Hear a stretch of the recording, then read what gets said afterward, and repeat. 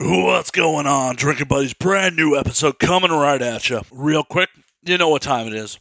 A word from those fine folks that help keep me in alcohol and bring this show to you week after week. First and foremost, we are brought to you by the video versions of It Now We Drink. Just dropped a brand new video version. The episode with Yace, I hope I'm pronouncing that right, aka Osiris. So there are 13 video episodes available now. Go to ANWD.net/videos. Once again, that is ANWD.net/videos. Check out the video versions. I'm getting them done as fast as I can. Hope you enjoy them. We are also brought to you this week by our friends at Vinyl Me Please. Vinyl Me Please is the Record of the Month Club, the best damn Record of the Month Club. In fact, every month, Vinyl Me Please features one album that is essential to the modern vinyl collection. Each record is pressed exclusively for Vinyl Me Please, as features you can't get anywhere else. Things like bonus tracks, inserts, colored variants, and comes packaged with a 12x12 album-inspired art print and custom cocktail pairing recipe. Can't beat it. Rad vinyl, art, cocktail recipe. What else can you want? Expand your vinyl collection today with Vinyl Me Please. And it's not like Record of the Month clubs of old. It's month to month, no strings attached. So check it out today at www.joinvmp.com/ANWD. Once again, that is www.joinvmp.com/ANWD. We are also brought to you this week by our friends at Gamefly. Gamefly.com has over 8,000 new releases and classics available to rent for Xbox One, Xbox 360, PS4, PS3, PS Vita, Wii U, Wii, and 3DS, and the old school systems. As a Gamefly member, you can rent as many console and handheld games as you want and get them delivered right to your mailbox for one low monthly fee. If you like a game so much that you don't want to send it back, you can keep it for a low use price. There are never any due dates or late fees. Gamefly also offers the ability to rent Blu-ray and DVD movies as part of the regular service at no extra charge. Dudes and dudettes, drinking buddies, video games are expensive. Before you drop your hard-earned coin, rent them from Gamefly. Make sure you love them, or make sure they're not super easy and that you're going to breeze through them in like 10 hours before you blow your hard-earned cash on them. And if you love that motherfucker, buy it from Gamefly for a low used rate. So sign up today for a premium 30-day trial for free. One game out, shipped directly to you with a pre-addressed envelope for easy returns. No contracts. Cancel anytime. That is at www.gameflyoffer.com/ANWD. Once again, that is www.gameflyoffer.com/ANWD. Last, but certainly not least, we are brought to you by our friends at Laughable. Laughable is the #1 comedy podcast app on iOS, and if it's not already, soon to be the #1 comedy podcast app on the Google Play Store. That's right, Android users. It's finally available for Droid. You can join us up where the air is crisp. Laughable is the best podcast app. Not only can you subscribe to your favorite podcast, you can subscribe to your favorite podcasters, comedians, and other personalities. Whenever they make an appearance on someone else's show, boom, right there in your subscription feed. On top of that, Laughable makes recommendations almost every day in-app for new podcasts, comedians, non-comedians. It is the best. And, did I mention it's free of charge? I don't think I did. That's right. Laughable is 100% free. So go to the iOS store, go to the Google Play Store, download Laughable today, and find funny. This week's guest is Juan Larrazabal, a.k.a. Kool Skull. Man is a graphic artist, musician, and an interesting cat. This one gets a little odd. Juan doesn't normally drink. He is a pretty uninhibited dude sober. He is a super uninhibited dude drunk. So, kick back, relax, pop a cold one, and enjoy, drinking buddies.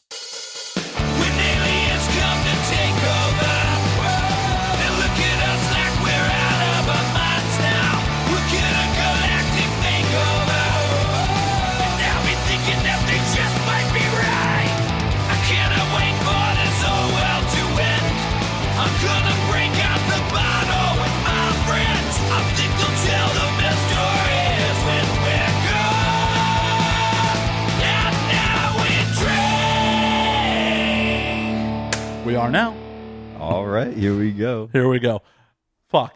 we were just having like a real serious conversation off mic, and we're like, oh shit, we probably should record this motherfucker. Yeah, it was already getting pretty deep, and we've only been in your place for like half an hour or some shit. And the best part is, like, I prefaced it with like, oh, I don't really want to talk politics with you. You got so much else and other shit going on. And then we got into it right away. Yeah, and then we started talking about politics, actually. Well, okay, but basically, let's start. I think that's a good place to start because anybody who knows me personally or on the internet knows I have a strong opinion about politics in a specific way. But the thing is that even my personal opinion about politics is starting to feel played out. Like, I'm not trying to say that, like, I do not hold these same opinions, but it's starting to get to the point where when I was a young kid in anime club at the Arroyo Seco Library, I was the president of anime club, and I loved Naruto, and everyone loved Naruto, but they loved Naruto so much that it became really creepy and weird, and they were always like wearing these costumes and like drawing all the Naruto things.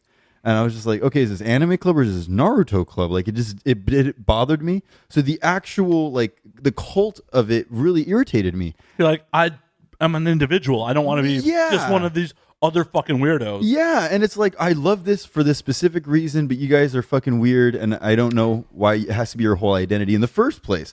Okay, so then when it comes to the Trump stuff, like, I support Trump, and I think that as a person who grew up in the lower class of Los Angeles and went through the homelessness programs and bullshit and stuff, I think that the people who are the Democrats are doing like a pretty bad job, and they need to get the fuck out. And I think the other people need the chance to try something new. And it's going to have the bad polarity shift in 10 years again. There's going to be, then we're going to have to, like, swing it back. I believe that that's how it's going. But guess what?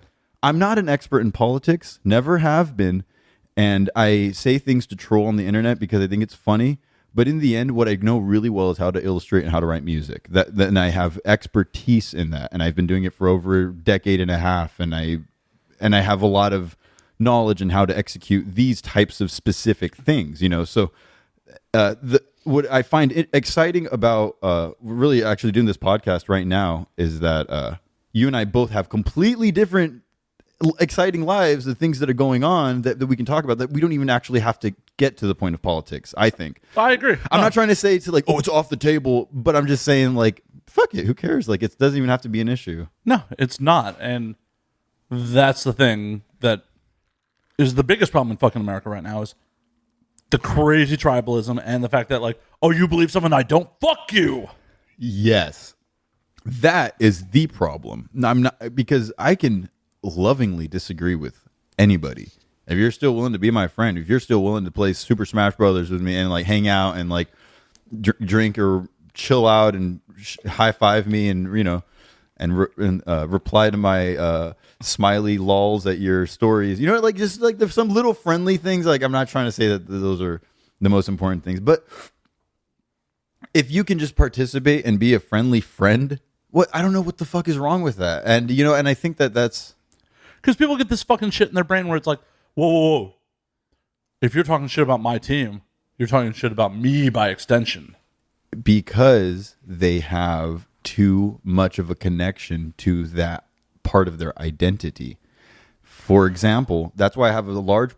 you know what? I'm going to go out and say it, and this is going to be the most controversial thing I've said. I have a problem with anybody, including LGBT people, if you're like too much about your sexuality. Even if you're a straight guy who's like, okay, for example, they say like, oh, you call a girl a hoe if she has a lot of sex, and a guy a stud if he has a lot. It's like, no. Actually, like, I know some guys who are just sluts, and like I know and slut shouldn't be a derogatory fucking term. No. But what I'm saying is, like, but when you're actually like an irresponsible slut person, like, and you get diseases, like I've done it, like I've fucked around like in a really irresponsible slutty fashion. I think we all and have. It had actual bad repercussions. Like, I'm not trying to like shame people, but I'm saying, guess what? The actual reality is that reality will shame you with its own diseases and bad life decision leading. Yeah, you have to suffer the consequences of your bad choices. Yeah, precisely. So basically, what I'm trying to say is that like people's identities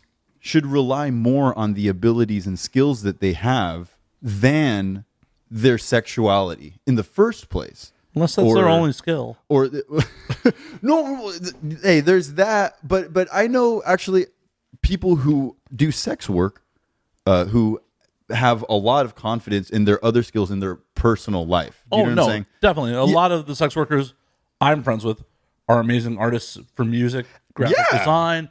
They're amazing, just actors. Precisely. They're three-dimensional people, and that's why generally when porn performers and sex hyperdimensional. I mean 3 dimensions. That's not enough. Well, that's just a okay. But it's the common parlance of our time. I'm not trying to say that sex workers are superior to anyone else, but I'm saying that they're just like they're deeply intelligent people because from the first place you're kind of exiled from a lot of your family. I've noticed a lot of the time, or from mainstream forms of entertainment.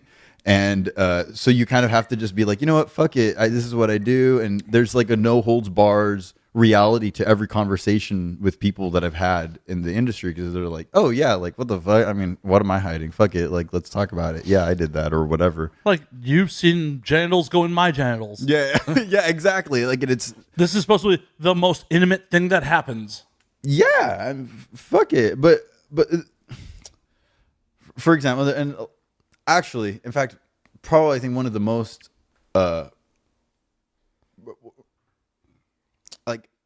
like my homegirl Sarah, Sarah Hildebrand. Yeah. Sandingus. Oh yeah, Andy Sandemus. Oh yeah, Andy Sandemus. Yeah, I mean, she's gone by her real name for a long time. Yeah, she's been going by her real name for a long time. She's such a fucking awesome illustrator, and I was roommates with her for years. She's fucking cool. Well, that's how we met. Yeah, exactly. Yeah, and now she just is drawing so much fucking awesome, prolific illustrations. And just consistently doing it like on a regular basis. And whenever I see her, she's just got stacks and stacks of new drawings. I'm like, holy crap. It's very impressive. She's fucking awesome. That's fucking rad. Yeah, no, and so, all right. But it gets to the point where it's like, I want everybody to understand this. No matter what your job is, whether you hate it, whether you love it, whether you are unsuccessful or successful, or whether you're about to quit and you have another dream, whatever, that thing that you want to do is possible only along with legitimate consistency and really challenging yourself to get better. That's it. Definitely. And I'd like to add, in my opinion, what you do for a living, how you perform, isn't what fully defines you. Yeah, exactly. That's true. Because anybody can design a form of living that, I mean, if you want to, you could phase out of. Like, the whole concept is you build a company, then you sell it, and then you fucking build another company or whatever the fuck. Or you inherit wealth to your children and... Precisely. Whatever you fucking can do. But either way, I think that when someone identifies with their job, and this isn't just talking about this situation, I'm talking about anybody. Like, that's why I say if you hate your job, like, because a lot of people in like normal jobs, they hate their job, and it's like, wait, just like you don't have to identify with your sexuality, you don't have to identify with your job. You don't have to say like, this defines me. My job filing paperwork means that I'm just a bean counter. I'm a banker. Yeah, it's like, no, actually, you just learned finance. Good on you. That's awesome. Right. Knowing finance is really smart.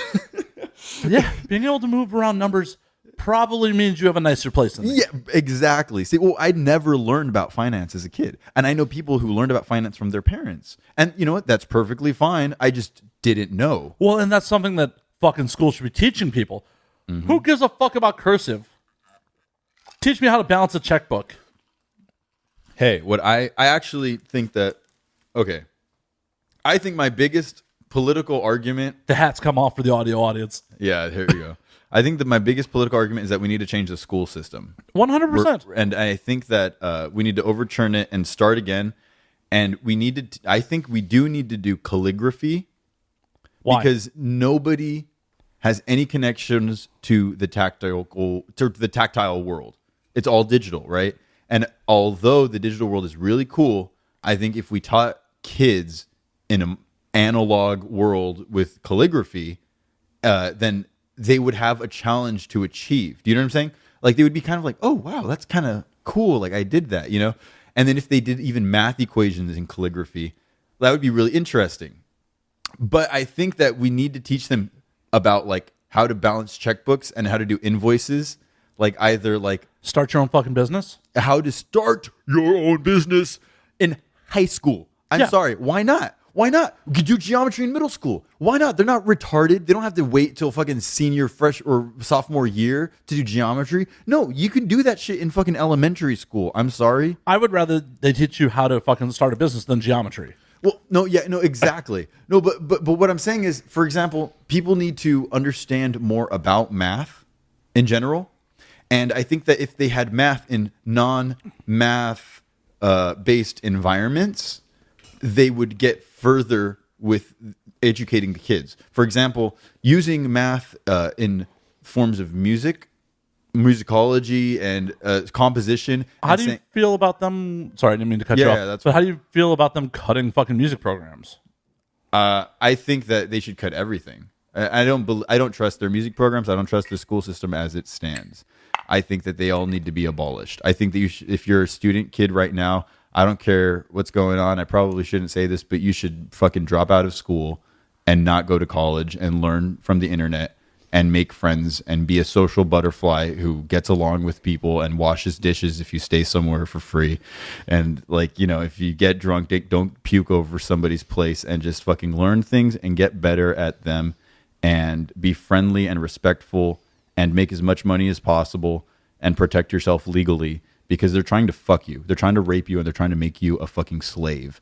And what these education systems are right now are doing are making Americans slaves to the system, to the banks, and the school sets you up for that. And the school teachers, they don't give a flying fuck. They know that they can't be fired for certain things when they're involved with what they're doing, and they just get the heads of the kids. You don't show up to school, they have a student, like a fucking counselor comes up to the house, like, oh, where's the kid? Like, the truancy officer. The truancy. See, nowadays I think it's a counselor, because I saw, like, some kid that my friend's nephew was hanging out, and he didn't want to go to school, and he was recording music with us, and we were like jamming out, and he didn't want to go to school or whatever. And we're like, fuck yeah, I'm not your mom, you know. And his mom was at work or something like that.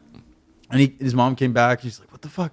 So it wasn't a truancy officer. It was like a school counselor. You know what I mean? But when I was a kid, it was a fucking truancy officer. Right, me too. Yeah, showing up at my mom's house. I'm like, all right, guys, this is a little fascist. I'm sorry. That to me is fascist. If a police officer has to strong arm you to show up to a force-mandated educational system, what the fuck? That sounds like mind control. That sounds like indoctrination. Well, it's finances, because they get budget based on how many kids are enrolled. Precisely. So if your ass ain't there, they don't get paid. Exactly. Hell, they had an episode of The Wire about that shit. Really? Yeah. I've never seen that. You've never seen The Wire? I've never seen The Wire. How have you never seen The Wire? I've spaced on it. I think I associated with that show 24, and I never saw that either. I was just like, I don't know about The Wire is far superior to 24. Yeah? Okay. Oh, yeah. I'll have to watch it. Was it on any of the streaming networks? I believe it's on Hulu these days. All right, perfect. I mean, if I'll watch it. I'll watch it. If you have HBO Go, it's there still. I do. I have HBO Go and Hulu. I have all that shit. Yeah, watch it on HBO Go and no commercials. That's tight. Because it is probably the best crime series ever created. Really? Yeah. I mean, it has its moments of like, really? But overall, over the 5 seasons, it is fucking phenomenal. Okay. Now, all right. Now, Matt, maybe I'm a real big nerd. I want to one day start like a whole network of my own with cartoons and things like that. And I've been trying to learn different like writing methods. So for music, there's different methods. Like you go to certain scales, you go to certain BPMs to get certain emotions, you can just kind of like set up the math before the song is made. And you're like, okay, I have these planned out, right? And so I learned about stories, for like the hero's journey and things like that. But one thing that I want to learn is a method to write crime mysteries, because those are so cool. And I know that's like it's such a mystery. Like, how do you do that? What do you think is the most important thing in a mystery? Having a compelling mystery in the first place. Oh, so like the fact that it's interesting. Yeah.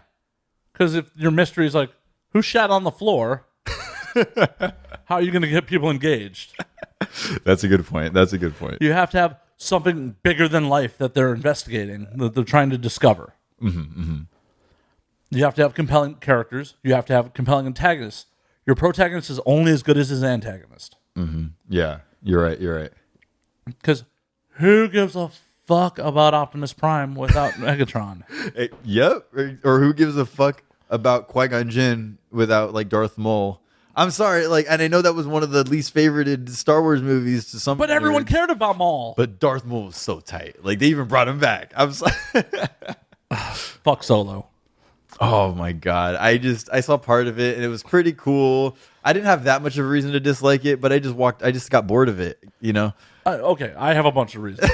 So we're just gonna say real quick: spoilers on Solo. If you haven't seen spoilers on Solo, fuck you if you're a bitch and don't want to deal with spoilers. Fucking watch a movie, learn how to deal with it. It's been a year already. Fuck you. It's been a while, yeah. Okay, first and foremost, shoehorning in fucking Emilia Clarke's character, like who? The love interest. Oh my. Khaleesi. Oh shit! I think I was doing something. Like I got bored of it. Must have gotten bored of it midway. Well, in the beginning, I don't think I finished it because I didn't know that Darth Maul was in it. Some friends were telling me, I'm like, wait, what? Like I saw that shit and I didn't like it. Yeah, I didn't like that either. Okay, wait, but so Khaleesi's his love interest. Yeah, like they go to escape together and they don't escape. Oh my god! Like he escapes without her, leaves her behind, and then all of a sudden on this run later on, they're reconnected and she's a lieutenant in this criminal organization. And this criminal organization sends him and Woody Harrelson to pull a job and then sends her with. You're sending them because they have plausible deniability. Because no one knows who Solo or Woody's character are, right? And then you send your fucking lieutenant with them? Why would the lieutenant go? Because you need to have the love interest there. So it's so bad she doesn't writing. have much of a reason to be there in the first place, and she's just there. Oh, and she's just there without much of a reason to be there in the first place. Plot wise, the bad boss is like, yeah, go with them. And then oh my god, in the theater, I'm screaming like, why? You're sending these people because if they're caught, you can deny you know them, that you deny you sent them, and then you're sending your lieutenant with them. The fuck? Oh shit! Oh. No, We were all sorts of party fouling. damn it! Please excuse me. For the audio audience, Juan has overpoured his Coke and is now cleaning my floor. How I've always wanted a guest to clean my floor. Whatever, as long as it didn't get the laptop, I don't give a fuck. All right. So as I was saying, that was fucking stupid.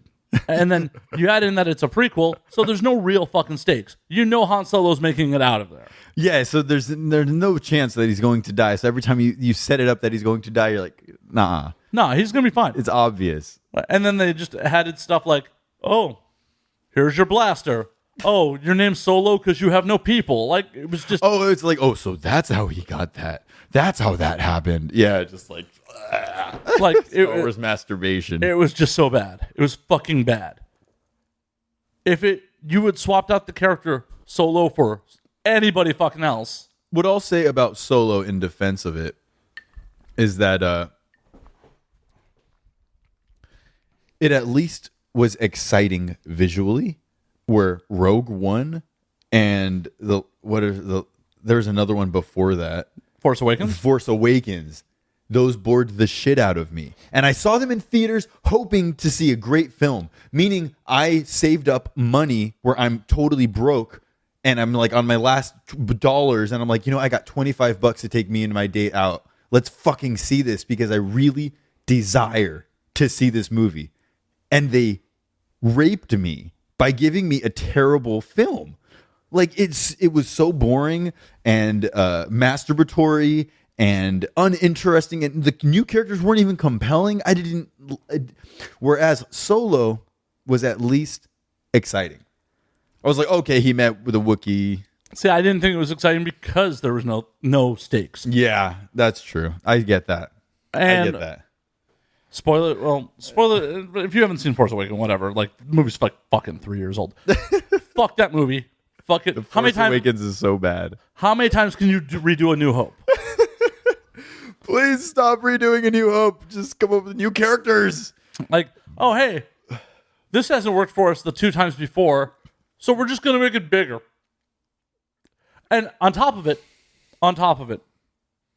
I'm sitting here thinking this is just silly on my part, but the Empire fell, right? Yeah. So who's funding the First Order? They're no longer the government. Who's paying for this? Who is funding there's no taxation for them to pay for this. Jar Jar Binks. Darth Binks is paying for this shit. But seriously. Dude, you're going to think I'm not going to go Alex Jones on you, but Jar Jar Binks is the fucking master Sith. Master Sith or not, he doesn't have a fucking unlimited wallet. Who paid for the Star Killer base? Oh, who paid for it? That's actually a good point now that I think about it. They're not the government anymore. Okay, because you're right. Let's say the Darth Binks isn't real or is real. It doesn't really matter because actually who funded it? Right. That's a good point. Who paid for it? Because now that I think, holy shit. Empire, it's a plot hole. Yeah. The Empire was the galactic government. Yeah. They might have been evil, but they were the galactic government. So they have all these planets and all these people funding them. Uh-huh. But then when they don't become the government, when they're no longer the government, who's paying for this shit? Well, that was my first thought. Okay, but here's the thing. Don't think about it. I know it ruins things.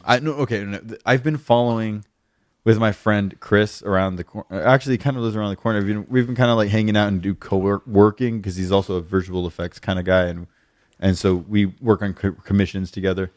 And we've been following these Jar Jar Binks, Sith Lord, conspiracy theory like groups and things like that, pretty closely. And it seems like they're actually about to reveal it, only because the sales are dropping so hardcore, Well, yeah, because they're. Wait. Okay. Wait. So here's the thing that really gets me fascinated with the point that I think it might be true. Disney owns it now, right? And Disney's in control of the story. And before they sold to Disney, they were doing a lot of story development for a video game that never got made. And a lot of the characters continued onto the new video game. A lot of things continued into the new show, The Mandalorian, that's going to be released. But one of the interesting points is that Disney officially released 3 books that are supposed to take place in the chronology of the Star Wars universe.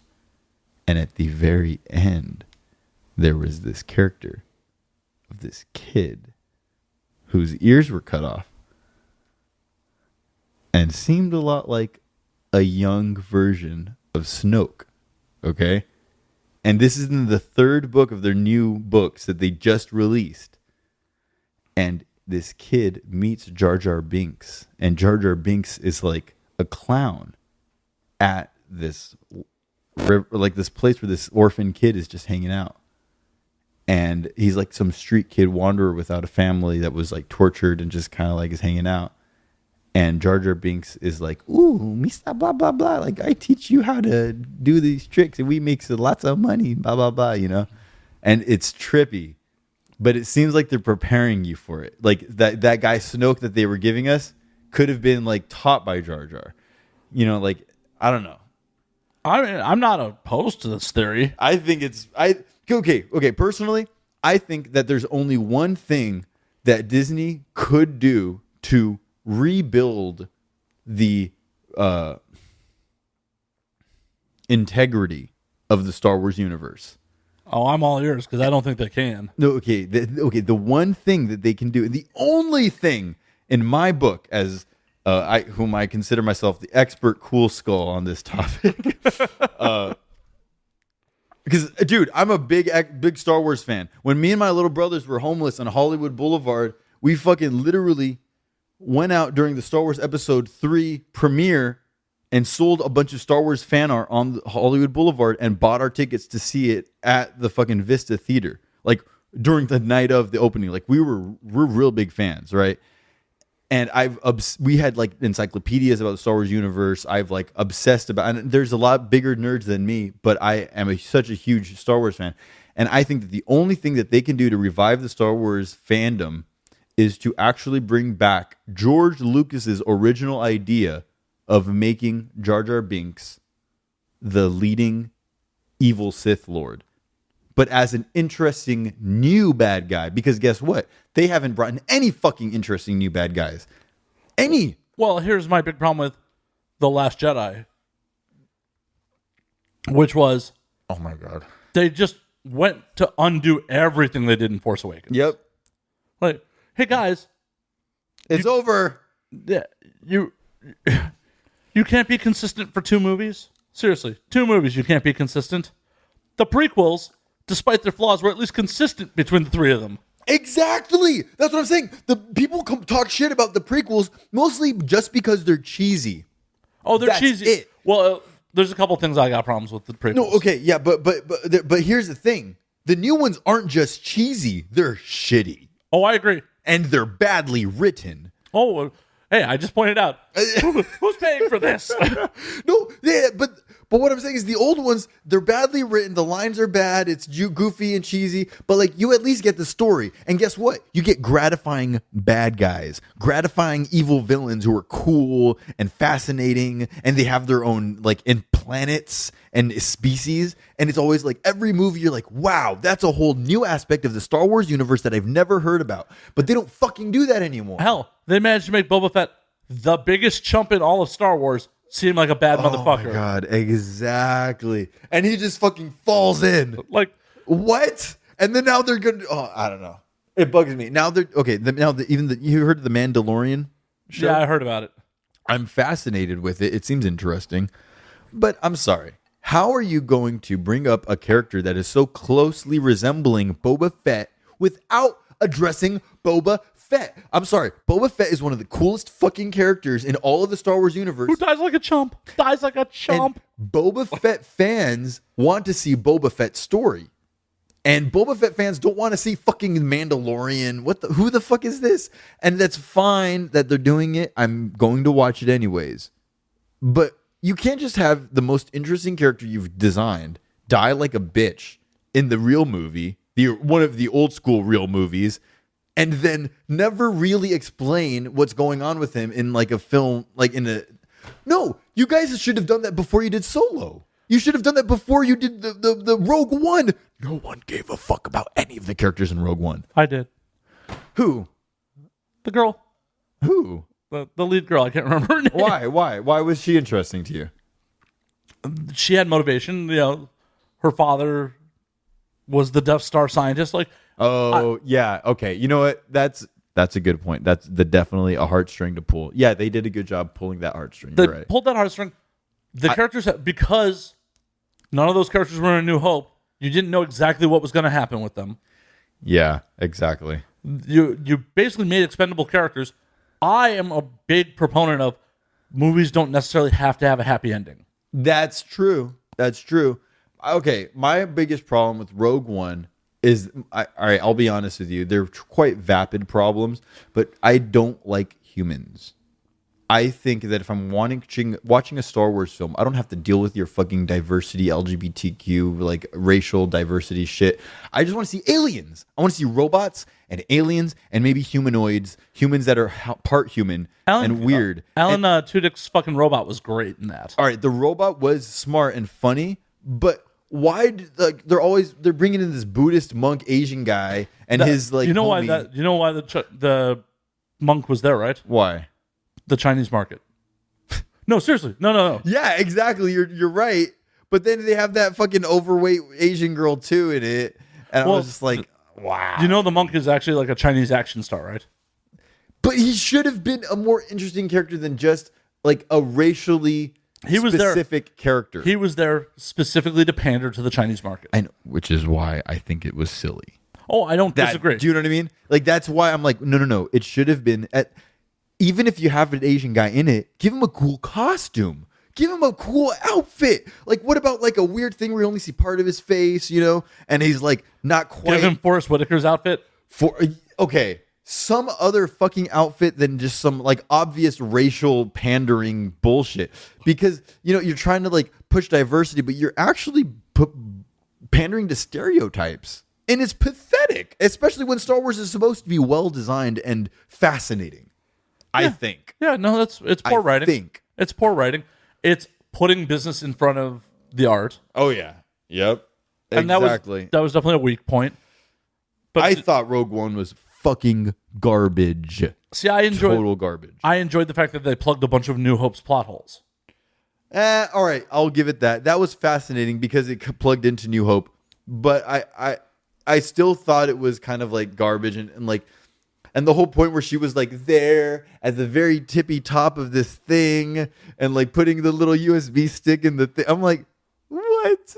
No, like, are you fucking kidding? Like, you guys are just masturbating right now. Dude, they're hacking the Gibson. Oh God, it was just. Come on. It wasn't a Star Wars movie. It wasn't a Star Wars movie. And it did not feel like a Star Wars movie at all. No, it felt a lot grittier than a normal Star Wars movie. It actually felt grittier. I'll say grittier, but I'm saying when I'm looking into sci-fi, I want fascinating aliens who I've never seen before. I want to be brought to a new world. So you want to watch Kirk fuck? Kirk fuck? What's that? Like Star Trek, Kirk fucking all the green. Oh my God. I want to make porn with really sick prosthetic outfits. And like I don't even give a fuck if there's sex involved. I want like, like even if it's just a guy with like, a completely fake alien dick, it doesn't matter, or a girl with an alien dick, but the thing is like a fake alien dick would be more interesting than even seeing a human dick in the first place. Have you seen Wood Rocket's Strokemon? Wood Rocket Strokemon? No, I have not. Yeah, they did a Pokemon parody where like Wood Rocket did some really cool shit. Apparently, didn't they do the Simpsons parody? I don't know or if the Leroy Family Guy one. I don't know if Leroy did that. Leroy may have done those not as part of Wood Rocket, but I think he may have done those. Some other thing. I don't know. I know Sarah was in Simpsons. The Simpsons one. That shit was hilarious, and I definitely masturbated to that one. I'm sorry, Sarah, if you're watching. Yeah, I love you, but I definitely jerked off to that. Oh my God! I think I have seen this Pokemon Wood Rocket one. Yeah, I just showed him a screenshot from Strokemon. Strokemon. With, I love that shit. My friend Rizzo hilarious. Ford is Dikachu. Dikachu. Hell yeah. Oh man. I really think it's funny to see the parody porns. Like there was an Avatar one that I saw a clip of. Oh, yeah, there's Game of Bones, Winter is Coming. Wait, did you ever see that really creepy ET one? Where there's like, no, I never saw that one. Oh man, it was a meme back in the day. Like it's not even really like a porn industry thing. It was like a creepy, weird VHS tape kind of a thing.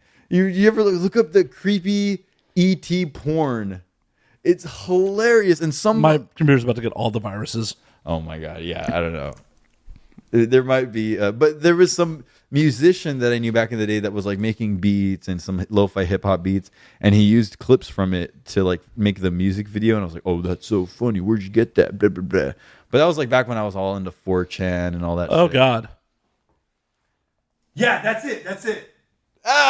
This guy's like fucking a whole person dressed in an ET outfit. And ET apparently has boobs. Oh yeah, it's a bitch ET. She's got all big old boobies and a leather pussy. That's so weird. And what's even weirder is someone busted a nut to that. Yeah. I'm not here to kink shame you, but that's not my cup of tea. Oh, I definitely busted a nut to it back when I was like 17, 18. Oh yeah, hell yeah. Really? Yeah, fuck yeah, why not? That's hilarious. And I mean, shit, man, like I even have like, kind of a fantasy like fucking bitches while I got like a big old alien costume on, you know what I mean? You just want that girl from Total Recall. Hell yeah. Oh shit, the 3 titties. The 3 titty Total Recall chick. There's like an action figure of her somewhere. I want to collect that if anybody got that eBay shit. You know what I mean? Send me my PayPal. PayPal.me/Kool Skull. That's comicruler@yahoo.com. If you want to send me that shit to get it on eBay, the action figure of the Total Recall bitch with 3 titties. Hell yeah. Someone should make that a sex toy. Like make that a sex doll. A 3 titty Total Recall sex doll. I would, if I had money, I would pay like $12,000 for someone to custom build me a Total Recall sex doll. Yo, I want to keep her like in the house. Yo, real doll, can you make me one with 3 tits? Yes, that'd be so sick. I'd even like airbrush the face to look just like her and shit. Oh no, if you're spending real doll money, they'll do the face for you. They better. Oh hell yeah, they better do that shit. If I'm spending 12 grand for the... Dude, that'd be so hilarious. Oh my god. Have That'd you be ever an like art piece. actually played with a real doll? No, They're never. fucking heavy. Heavier than a real person? Oh yeah. Like That kills it though. I mean, they're doesn't fucking it? dense. If I were to like manufacture real dolls, I'd want them to be like human weight or lighter. Oh man, that's really hilarious and creepy. Hold on, I'm trying to pull out the exact weight. I mean, it's been years. They may have perfected the technology since last time I played with a real doll. Oh, did you actually fuck a real doll? No, this is at AVN. Oh, nice. So they have display models, and I'm just like, look at me and the real doll. You were really bad at pouring Coke.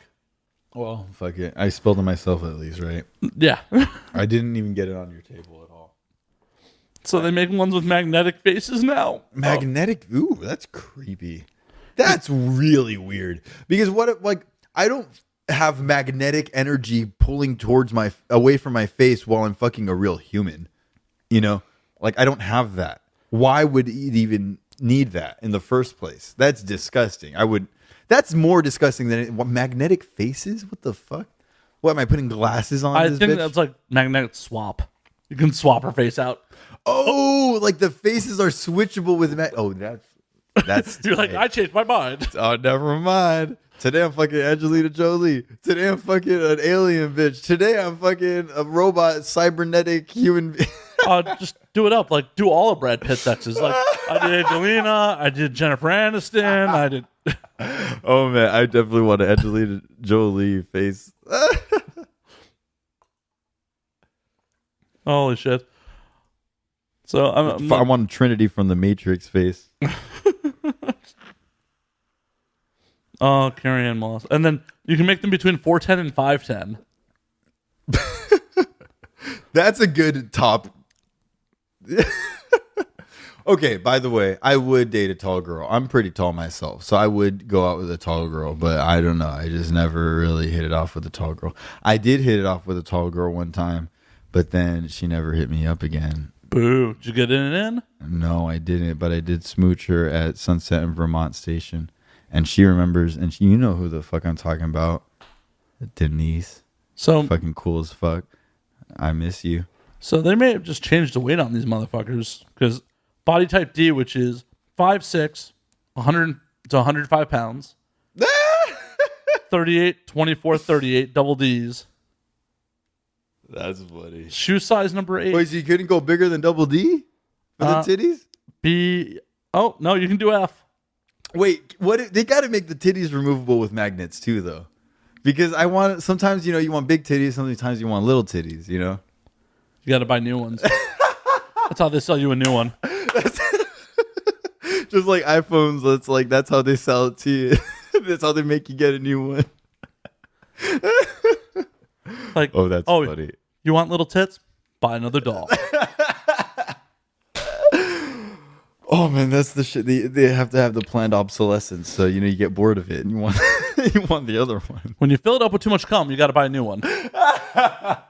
I don't even want to think about cleaning one of those motherfuckers. That would be really creepy to clean out one of those things. I'm just imagining, like, I used to have for a second that, what is it? The pocket, fleshlight? No, not a fleshlight.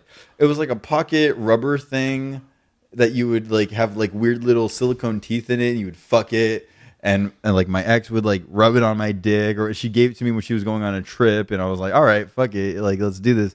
And that thing like wore out after like a week or whatever the fuck. But washing that was gross. I was like, ew, why the fuck am I doing this in the first place? Like, it's cool to use for a second, but also it's like when I'm washing it, I feel shameful. Cleaning, yeah, that's why fucking tissues and napkins are superior. You're like, oh, I'm done with this. I never have to see it again. I am not circumcised, so masturbating is a lot easier when you don't have to have like lotion and shit like that. So it's like, fuck it, I'll just masturbate and then come in like the toilet or come on my hand and then wash it off like with a fucking thing. It's easier for me than having to wash some weird silicone extension of my body. Apparently, you can put those things in dishwashers. Oh, that's fucking disgusting. I would not put that shit in a dishwasher. I eat my food. You know what I mean? Like, what the fuck? Like, hell no. why does all my plates smell like eggs?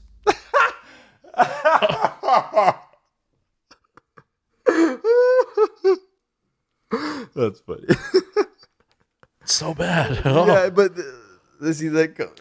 Whatever, man. I don't know. I'm not. I have something that I should give you after the show. I have an alien that? fleshlight that is still sealed. Can I fuck it? Yeah. I mean, not here. Oh my god, that's so hilarious. Yeah, no, because I fantasize about being an alien and having sex with juggalettes. Have you ever banged a juggalette? I mean, yes, actually, yes. I'm gonna be honest with you. I'm no names, but yeah. Well, no, I don't want names. The name isn't relevant. If you're like Janine, everyone is like, who? Yeah, it doesn't matter. No. You banged a juggalette. Yeah, I banged a juggalette, and it was pretty fantastic. Did she say whoop whoop when she came? No. She wasn't like an active. She was like a type of person that like experienced life as a juggalette and wore clown makeup every day, but was not like a juggalette fan. Do you know what I'm saying? So she doesn't like ICP. She just is down with the clown. No. She actually was even to the extent like as a fan of ICP, but wasn't like. Do you know how I said like about like the Naruto thing? It became annoying. You know, she's like no, like she's not like yelling whoop whoop every day, but like she definitely wears clown makeup all the time. Like definitely like has this certain identity, but it's more of like a personal identity that is also connected to ICP. Do you know what I mean? I get it. Not necessarily. Yeah. So I'm still disappointed she didn't say whoop whoop when yeah, she came. no. She did. No, she didn't say whoop whoop. But like, I've been actually thinking about starting a porn channel where I just like fuck girls as an alien in a costume. Where I don't even have my dick out, but it's just like a prosthetic silicone dick, and I'm just fucking. Just girls. get one of those bag dragon toys that lay eggs. Yeah, exactly. Just start laying eggs in girls. But I fuck girls only with clown makeup on. And you can choose your clown makeup, but you can only have clown makeup on. Aliensandclowns.com. Aliensandclowns.com.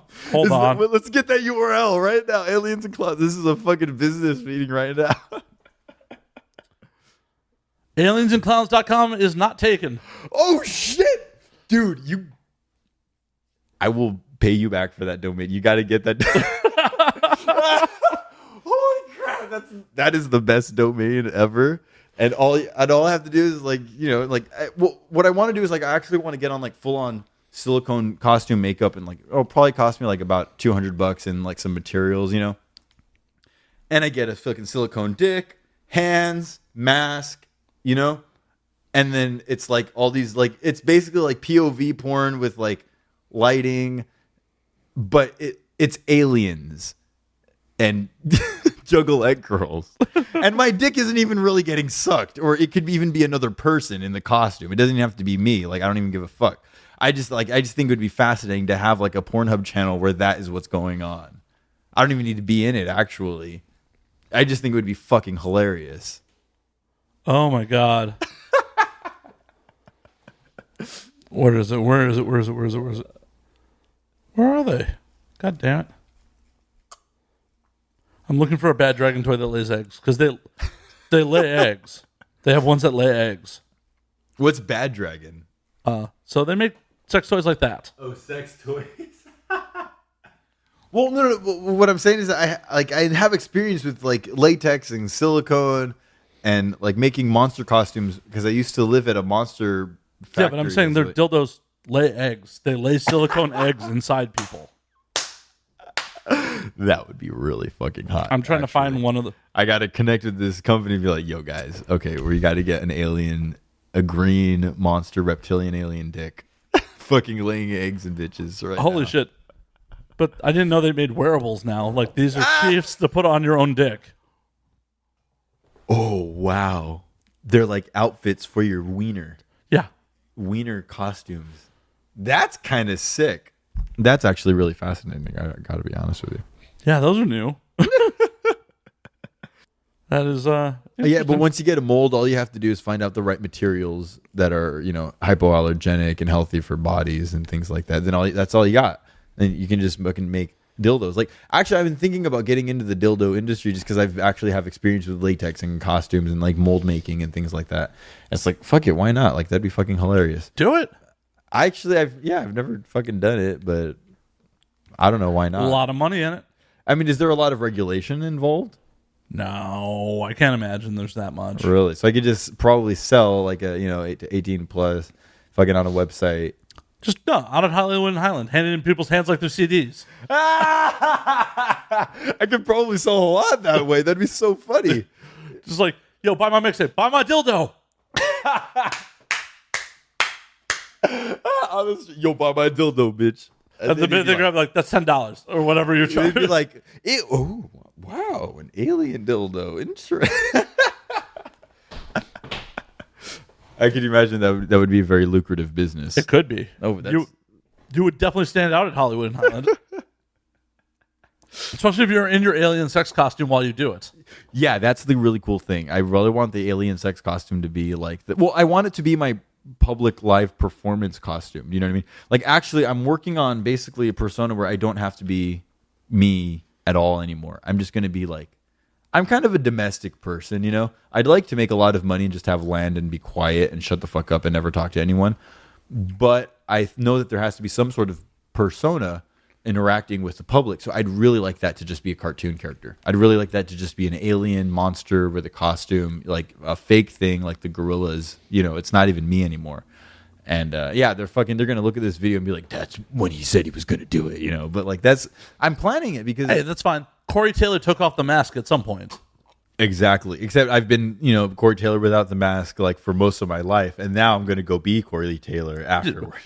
Hey, he was Corey Taylor without the mask for a long time too. Yeah, Stone Sour existed before Slipknot. Oh, really? Yep. So he was in another successful band beforehand. Well, Stone Sour wasn't successful till post Slipknot.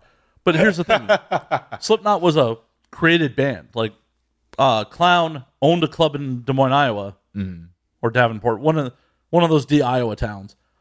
And he formed Slipknot. He took all the best players from all the local bands to form Slipknot. That explains a lot. And in Iowa, right? In Iowa. And then whenever a national touring act would come through his club, he'd make sure that Slipknot was booked in front of them. Oh my God. They're completely a manufactured band. That explains a lot about Slipknot specifically. And specifically towards the advent of not liking Slipknot. I'm sorry to say this. I am a very big fan of Korn. I'm a very big fan of Orgy. I'm a very big fan of many generalized nu metal bands around that time. The reason I do not like Slipknot is not for their slight emo tinge later into their career, which I also have a gripe with Korn, and I also have a gripe with Orgy for going a little too emo. It bugged me. And that's why I don't like Linkin Park, because they're too emo for me. But I do also appreciate Linkin Park. The reason I don't like Slipknot is most of their music is hardcore, albeit, but too repetitive. It's too much of the same shit. It's too much of like, okay, now it's time to go really hardcore. Like, it's just, there's no changes and like the part, and then they're like, okay, now we have like a hip hop part, and it's like, but then it goes right back to the same thing. It's like, if I was just like at your live show, or if I watch your live shows on YouTube, which I love live shows on YouTube, like, and I'm not just going to dismiss it because of shitty audio. I'm going to dismiss it because I think that the performance is bad or whatever. Have you ever seen them live? I don't know, man, but I just never liked their fucking records. I never liked their live performances. I've never seen them real live. I've never seen them really, really live. I've seen them live in an arena, and I've seen them live like outdoor venue at Ozfest. They put on a fucking amazingly kinetic live show. Really? Yeah. All right. You know what? Especially in the arena. In the arena, I'm talking shit. That's rude of me. There's Slipknot. I should be just to go see them live. You're right. Well, like in the arena. I mean, this is also fucking 15 years ago at this point. God, I'm fucking old. How old are you? 38. 30. You're not even 40. I'm there. I'm pretty close. You're not 40. But I'm saying, I'm talking about shows that were 15 years ago. Oh, yeah. Whatever. Fuck it. Yeah, you're not that old. You're doing good, though. They fucking had risers built above the stage. And a lot of the percussion guys were running up the risers, jumping down from them. Like, it was an insanely kinetic show. Wow. Like, they're all... Because when you have 9 guys on the stage, you got to put on a fucking performance. Yeah. I mean, my joke about Slipknot forever has been, there's only 4 guys that are actually essential to the band. The rest of them are just their friends they wanted to take out of Iowa. Come on, dude. You play a keg. You play a keg with a baseball bat. Are you really essential to this band? But they just like being there in the costume. Well, it's like, dude, we got a record deal. The record label, Roadrunner didn't ask how many people were in this band. Put on a mask, dude. Come on, we'll find something for you to do. Well, okay, so for example, one of the most interesting underground people that I think needs more exposure is Otto von Schirach from Miami. He's an electronic musician who's been doing it for decades now. And he started really around the same time that I started, like in my, well, not the same time that I started, but the same age I started. When he was younger, he was like 18, 19, was like doing DJ sets and doing like hardcore electronic breakcore records, like very experimental, calculated, insane records at a very young age, getting on vinyl like at a young age on different record labels. And nowadays he's a father and he tours, but he tours with his friends in costume. His whole Otto von Schirach live performance is about like these weird Bermuda Triangle rituals, and he has like alligator Jesus, the guy like in an alligator costume. Like there's like the banana sloth, a big guy in a monster's costume with like bananas for fingers. It was so sick, and it's always sick. Like he always has cool people in sick, awesome costumes. An amazing live performance, and you don't see that hardly anymore with any live touring bands. No, and that's the thing. When I worked in music, I always used to tell my artists, you put on a fucking show. Yeah. Because if they just want to hear your fucking music, they can play your fucking CD. Wait, what do you mean your artists? Did you manage people? I ran a small label in Chicago in the mid-2000s. Really? I did. Okay. I'm sorry. I know you're trying to want to learn about me in this interview, but I only have known you, I guess, sort of as really an acquaintance, a distance from different social groups. But what about your band what about your label was the most important to you? Oh, I thought it was a way out of my fucking 9 to 5. Really? Yeah. Pretty much I decided in the mid-2000s, with no experience in entertainment at all, I hated my 9 to 5, and I went, how do I want to make a living? But were you making a lot of money in your 9 to 5 at that time?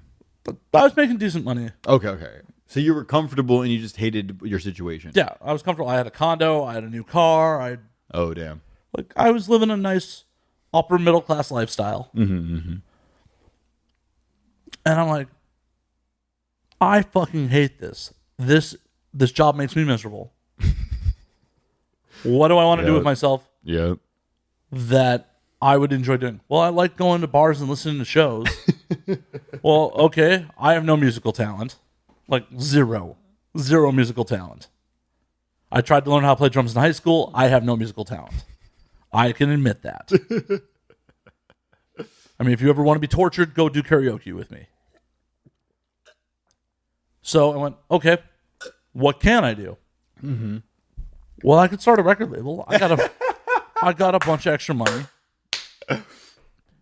And I did a bunch of studying.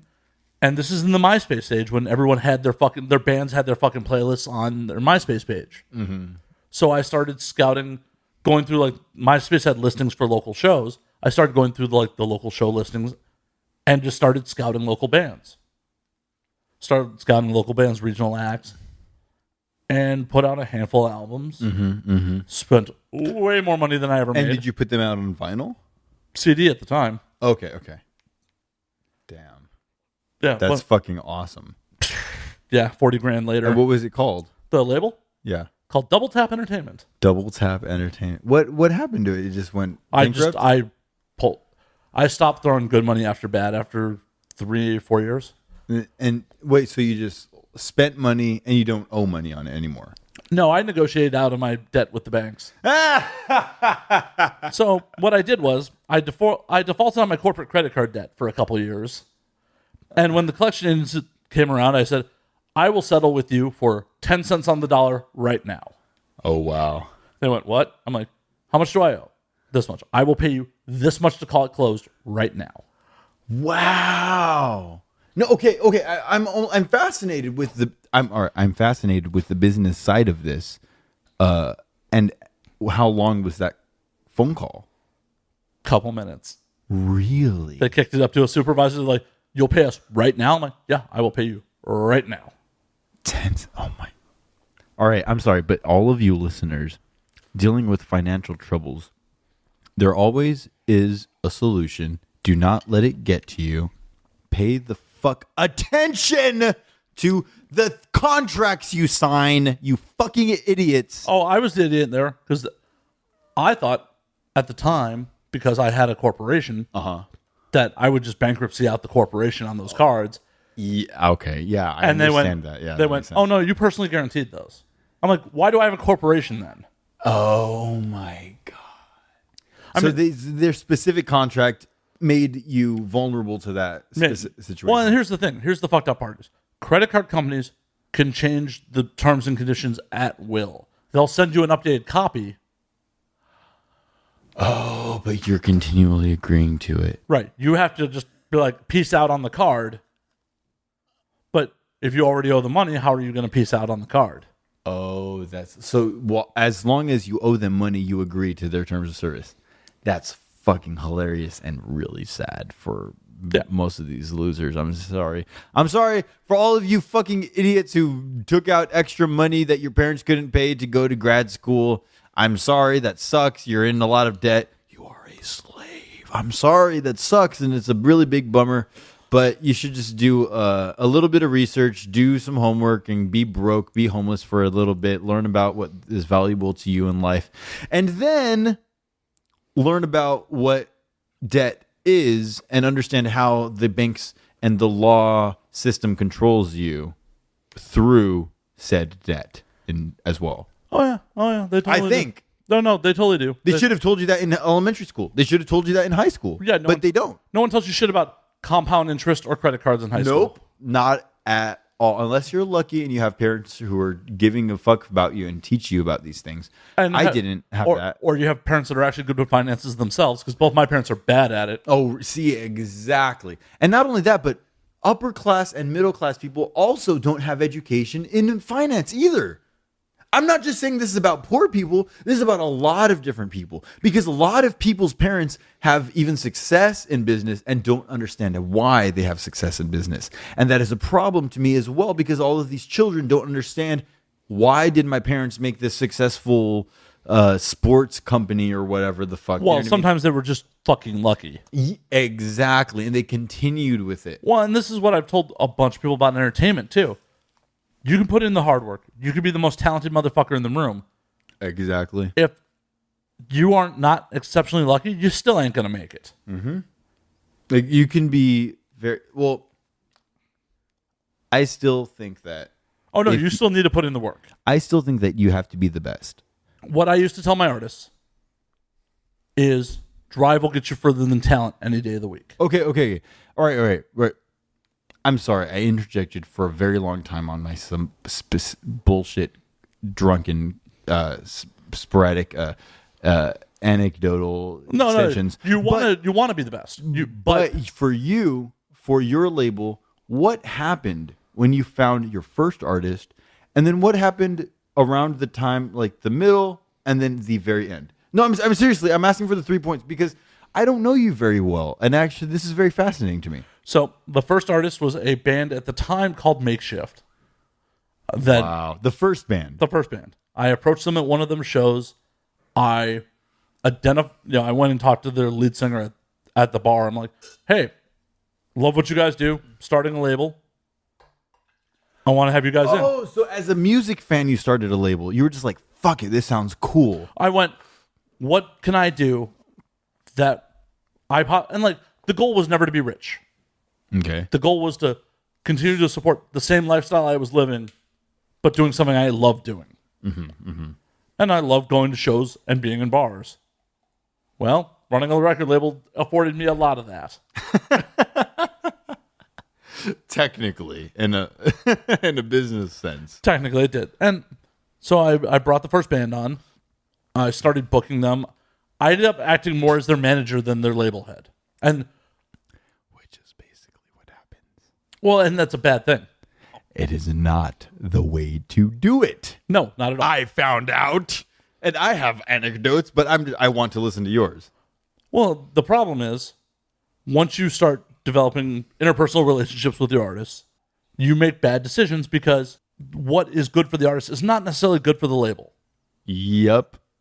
Precisely. And that's a very sad reality, but you motherfucking idiots on the internet need to fucking learn business, and you need to learn relationships, and you need to know how they're separate and how you should forgive your friends for taking away opportunities from you and not necessarily dismissing them as people who are trying to rip you off, but people who are trying to make complex business decisions with money that is not theirs. I'm sorry, but it's a very sad reality. And just because someone took away an opportunity from you does not mean that they are trying to harm you, but it means that there are larger things that are more complicated going on, and you need to fucking strap your boots up and take care of yourself, or find an agent. And hope that agent doesn't fuck you. And hope that agent doesn't fuck you, and find an agent who doesn't fuck you. I'm sorry, it's very complicated, but you can do your career by yourself. David Bowie, who is dead now, who is an authority of all great artists everywhere. I consider David Bowie to be an authority. I do as well. I consider Prince to be an authority. I'm sorry, but these motherfuckers are dead. I consider Stan Lee to be an authority. And David Bowie's... Well, no, Stan Lee was pretty good at putting business above friendships. Exactly. well, that's true. He was, and you know, and he's a dick for that in specific situations. Yeah, he is. But he's definitely an authority.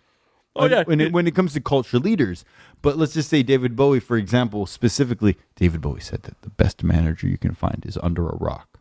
I agree with that. Yourself. Manage yourself. Understand how to show up to things on time. That is actually a weakness of mine.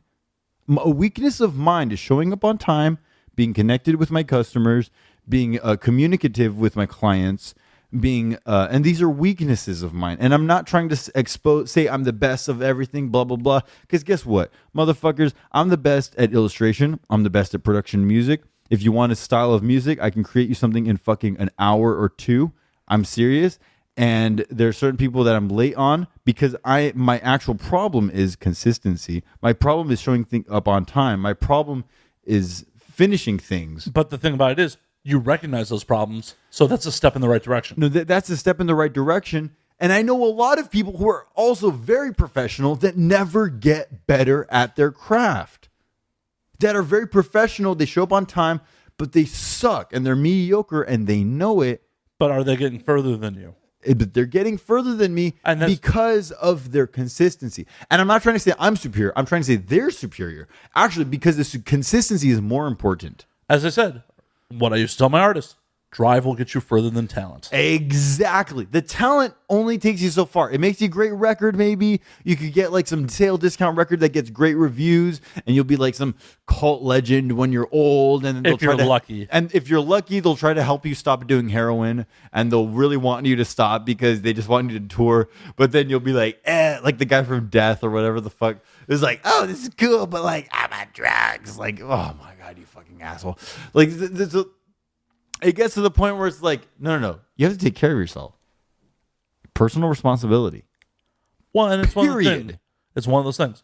You could have, in music, you can have the best sound in the world. If no one knows about it, it doesn't matter. It doesn't exist.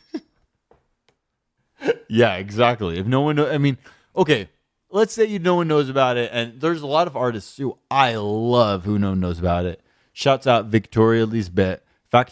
Shouts out Chalices of the Past. Shouts out Croy Club, who actually also has his own little following. Shouts out to fucking Nestrogen. Shouts out to Joss Manley and Justin Timberlake, whom are the same person. Angelica, whom is his brother. Shouts out to all these other people, including Star Paws and fucking Ryan Ostrich, and people in the net label music scene where they were releasing all free music in the early 2000s, mid 2000s, late 2000s, and releasing free music that was programmed on like old computers. It was a lot of fun, and I loved it. But guess what? They're capable of writing great music, right? That's true. But I know these people in my personal life, and I realize, wow, a lot of these people really did not believe they could become career musicians. They genuinely did not believe that. Oh. And they did not place in front of themselves priorities that would ensure that. They did not. And that's fine. But I think that if you have a passion for music, you can get into business if you do it responsibly. So that is, all in all, actually was the biggest downfall of my label. Was me working with a bunch of very talented people that in the back of their heads were never going to take the risk to really be professional musicians. That first band I signed, all those dudes worked day jobs. Yeah. And here's a great example. This is the MySpace age. I was super active on it. I was able to book them a gig in New York City. Oh my God, that's amazing! And you're on the West Coast. We're Chicago based at that time. Still, that's fucking. Oh, I'm sorry. Please excuse me. Yeah. But still, that's 1,000 miles away. Exactly from Chicago. Right, it's 1,000 miles away. Like, hey, I can get us a one-off gig in New York. It's a 10-hour drive. We take turns driving. We fucking go. Let's fucking do it. That sounds so cool. Their response was, well, we don't really want to do that unless we book out a full tour. I'm like, guys. This is the first opportunity. Right. What's the harm in going out there, meeting some fucking people, playing a fucking gig, exposing new people to your music? No. It's one fucking weekend of your life. That's so sad. Never fucking... They did it? They turned it down? They turned it down. Wow.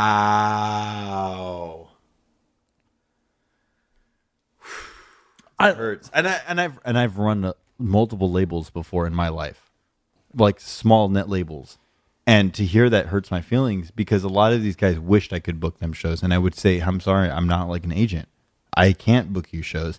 And I would still book shows for some people who were local or who could show up because they couldn't afford plane tickets and stuff like that. Oh, I was willing to be like, hey, we will jump in a fucking van. I will drive out there with you. Oh, man. That breaks my heart. Because if I had that opportunity for certain people, which when I did tour, people did show up with me and we drove in a fucking van. You know what I mean? But if for a band to say no to that, it makes me really sad, actually. Yeah, because they just didn't want to do a one-off show. It's like, guys, try. Right. Risk this little bit. This is another market that we are not currently in. And all you have to do is risk a little bit. Yeah. And not only that, but your boss might understand. Your boss might, if you ask, you'd be like, yo, dude, we're doing this thing, and I don't know how it might turn out. But you know what? All right, I'm sorry for all of you listeners. Maybe I'm getting drunk. Maybe this is just a bit much for me. I'm not talking to Matt right now. I'm talking to the listener, to you right now. The thing that is stressing you out the most, that is taking you away from your passion, and I'm not trying to say some creepy, perverted, masturbatory passion. I'm talking about this passion that has been with you since you were an innocent child, that is fascinated with you, and that has developed in your brain, and you have developed these skills accidentally through other things in your life. There is an angel pushing you towards a specific passion. And if you don't take it up, and if you do not follow it or have faith in this passion, you will not be led down that road. Okay? You need to listen to that passion, trust it, take care of it, protect it, and make it better every day. Because that thing will exponentially create joy in your life. I'm sorry if this sounds weird and religious or something. I'm not trying to criticize you of what you're doing. But take care of that special thing to you. Even if it's just 1 hour a day, 5 minutes per day. Even 5 minutes a day is a lot. Take care of that passion. Preserve it. And over 10 years, that thing will be all very developed. No matter how small it is. No, I'm serious. Well, no, I'm not disagreeing with you in any way, shape, or form. What I wanted to add to that is, oh my God, Even if you try and you fail. Especially if you fail. Yeah. Especially if you fail. I'm sorry. I'll stop. Oh, no, it's good. It's good. Because on your deathbed, eventually, do you want to think back like, man, I wish I had tried that? Or, damn, I had some good times trying that. Exactly. And I'm sorry, I get really emotional about this, but I don't give a fuck how successful you are, man. But the more you try at something, the more happy you are. Even if you like don't accomplish exactly what you wanted, knowing that you fucking went for it is some added pride to yourself. I don't think that you should be so prideful that you're disrespecting people who helped you get there. You know what I mean? I don't think that you should be so prideful that you think that you are the core of what makes you great. But I think you should be prideful enough to know that you took the initiative to put value to those things that were important to you. That's it. Who cares if you OD'd? Who cares if you fucking did some shit that you're not proud of? Who cares if someone took control over you and you allowed it to happen? You know what? Who cares? Let that out of your brain, release it, and take more control of your life and respect yourself enough to say that this is fucking important to me and I'm going to try over again, even if I fucking fail. Oh, yeah. I mean, I'm sorry, man. Like, that's what my real philosophy is. Beyond all the specific names of opinions of politicians who I might follow, beyond that, I don't even need to bring up their fucking names because it doesn't matter, because I'm about freedom, you know? I'm about people bettering themselves and being proud of themselves on their own accord. I'm sorry, why I'm okay with fat shaming?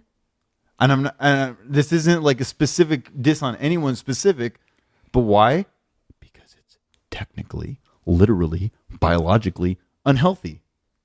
And I love you, human beings, but I want you to at least be physically healthy. And then the next level is mentally healthy. And the next level is like creatively healthy, like ability to create things. Triggered on all three. Just triggered. No. No, but what are I'm fucking with you. No, but what are you doing? You're meeting people and helping them out to give yourself a fucking podcast and to learn new techniques with things that you've already learned in other realms, because you're like, you know, fuck it. Let me do something challenging. I have some other bullshit that's paying my responsibilities, but this is challenging to me and exciting and interesting to me. And a lot of people aren't doing things that are challenging or exciting or interesting to them. Well, a lot of people are risk averse. Risk averse is okay, even when you're doing something challenging. But guess what? Risk averse or not, whether or not you're conservative, I'm not talking conservative politically, I'm talking about conservative literally, because a lot of you fucking liberal faggots who think that you're super not conservative are actually conservative with your everyday emotions and do not understand how that is being conservative. Oh, this is blah, blah, blah, XYZ. You're putting yourself in a box. That's conserving your energy. That's conservative. You don't want to say, like, because your opinions are conservative, but you're being conservative, right? How come there's a lot of conservative internet people and voices who are trying to have conversations with liberals who aren't allowing them to be on, because they're not really liberal? Do you know what I'm saying? They're being conservative with who they're allowing. They're being conservative with the opinions they want. But a good way to be quite liberal with yourself is to say, this is a new thing. I don't know about it. Let me discern whether or not this is right or wrong. Right? Oh, yeah. And that's freedom. That's freedom to think, I am not aware of this. I would love to know new things about this. Do you know what I'm saying? Oh, yeah. I'd love to know new things about it, as long as they're actually backed up with some sort of research or fact, not just your opinion, no matter which way of the scale. No matter which direction. If you have links, if you have proof, that is fascinating to me. Wow. So cool. Peer-reviewed studies. Even all of you people who disagree with me on Facebook, there are people who I have good friends, like my good friend Eric Weikart, who runs nightchannels.com. He's a smart guy. He disagrees with me about politics. But guess what? Whenever he disagrees with me, he always sends me a link. Always. He's always saying, hey, Juan, check out this thing that you never learned about. I'm like, wow, I did not know shit about this. I'm so glad that you brought new information to my plate. See, what pisses me off the most about all of the fucking political landscape right now, the whole internet landscape, is people act like fucking memes are facts. That is what makes me fucking angry. That's very true. Like, oh, hey, this hyper nuanced, complex issue is summed up in 20 fucking words and a picture. Nope. Never, indeed. It's that simple, my pretties. And then people get so fucking butthurt when you're like, you know that's not accurate, right? You know that's just a 4chan meme, right? Or I often will just, even if it's something like I have bias towards that I want to agree with, I will still post in the comments links to your source, links to your fucking source. Wait, please excuse me. I really have to piss. Is that okay? That's more go piss. First door on the left. All right, I'll be right back. No, okay. First off, let me just get this reality check into all of these fucking listeners. If you're being risk averse, that is acting conservatively. Period. Boom. I don't give a fuck how socialist or communist you think you are. If you're acting conservatively, you are a conservative. And there are people who identify as conservative who are acting liberally. Do you know what I'm saying? And that's what interests me about the conservative movement, because right now, a lot of conservative people have to be like, oh, freedom of speech. It's like, wait, but you're conservative, but freedom of speech. Why? Because the other side is silencing you. You know what I mean? And it's like, okay, well, that's interesting to me, but actually, my actual personal beliefs are in liberty, in libertarianism and freedom, in letting people say what they want, no matter how fucked up it is, because I believe all assholism is the root of all racism. Racism is a bad thing, but it's not the thing you should be kicking people out of for. It's because in the root of all racism is actually assholeism. Like, who's an asshole? The fucking asshole who's just discriminating against a person for no reason. That's an asshole. I agree. But a lot of that asshole behavior is taught from their parents. No. Yeah, no, exactly. That's totally true. But what about certain people like, oh my. There's a documentary about this really, Daryl Davis is his name. Daryl Davis, DARYLDAVIS. And look up the documentary, Accidental Courtesy. Yep, that's him, Daryl Davis. So he's an R&B and blues musician? He's an R&B blues musician who toured actually with a lot of blues musicians across the country, including Chuck Berry and others. And he became friends with a lot of KKK members just by performing at events that they were localized to, and helped close down a lot of KKK groups because they decided, you know what, fuck it. I actually don't have this prejudice against black people. But after a decade of friendship, do you know what I'm saying? Like, this guy was friends with these people over years and years through touring and spending personal time with them. And he has an entire documentary about him called Accidental Courtesy on Netflix. And I encourage any listeners to follow this, because I believe that just being friendly and drinking with your friends transcends racism. And this documentary, in my view, is a proof of that. See, people can be racist. I believe everyone is racist by accident, by nature.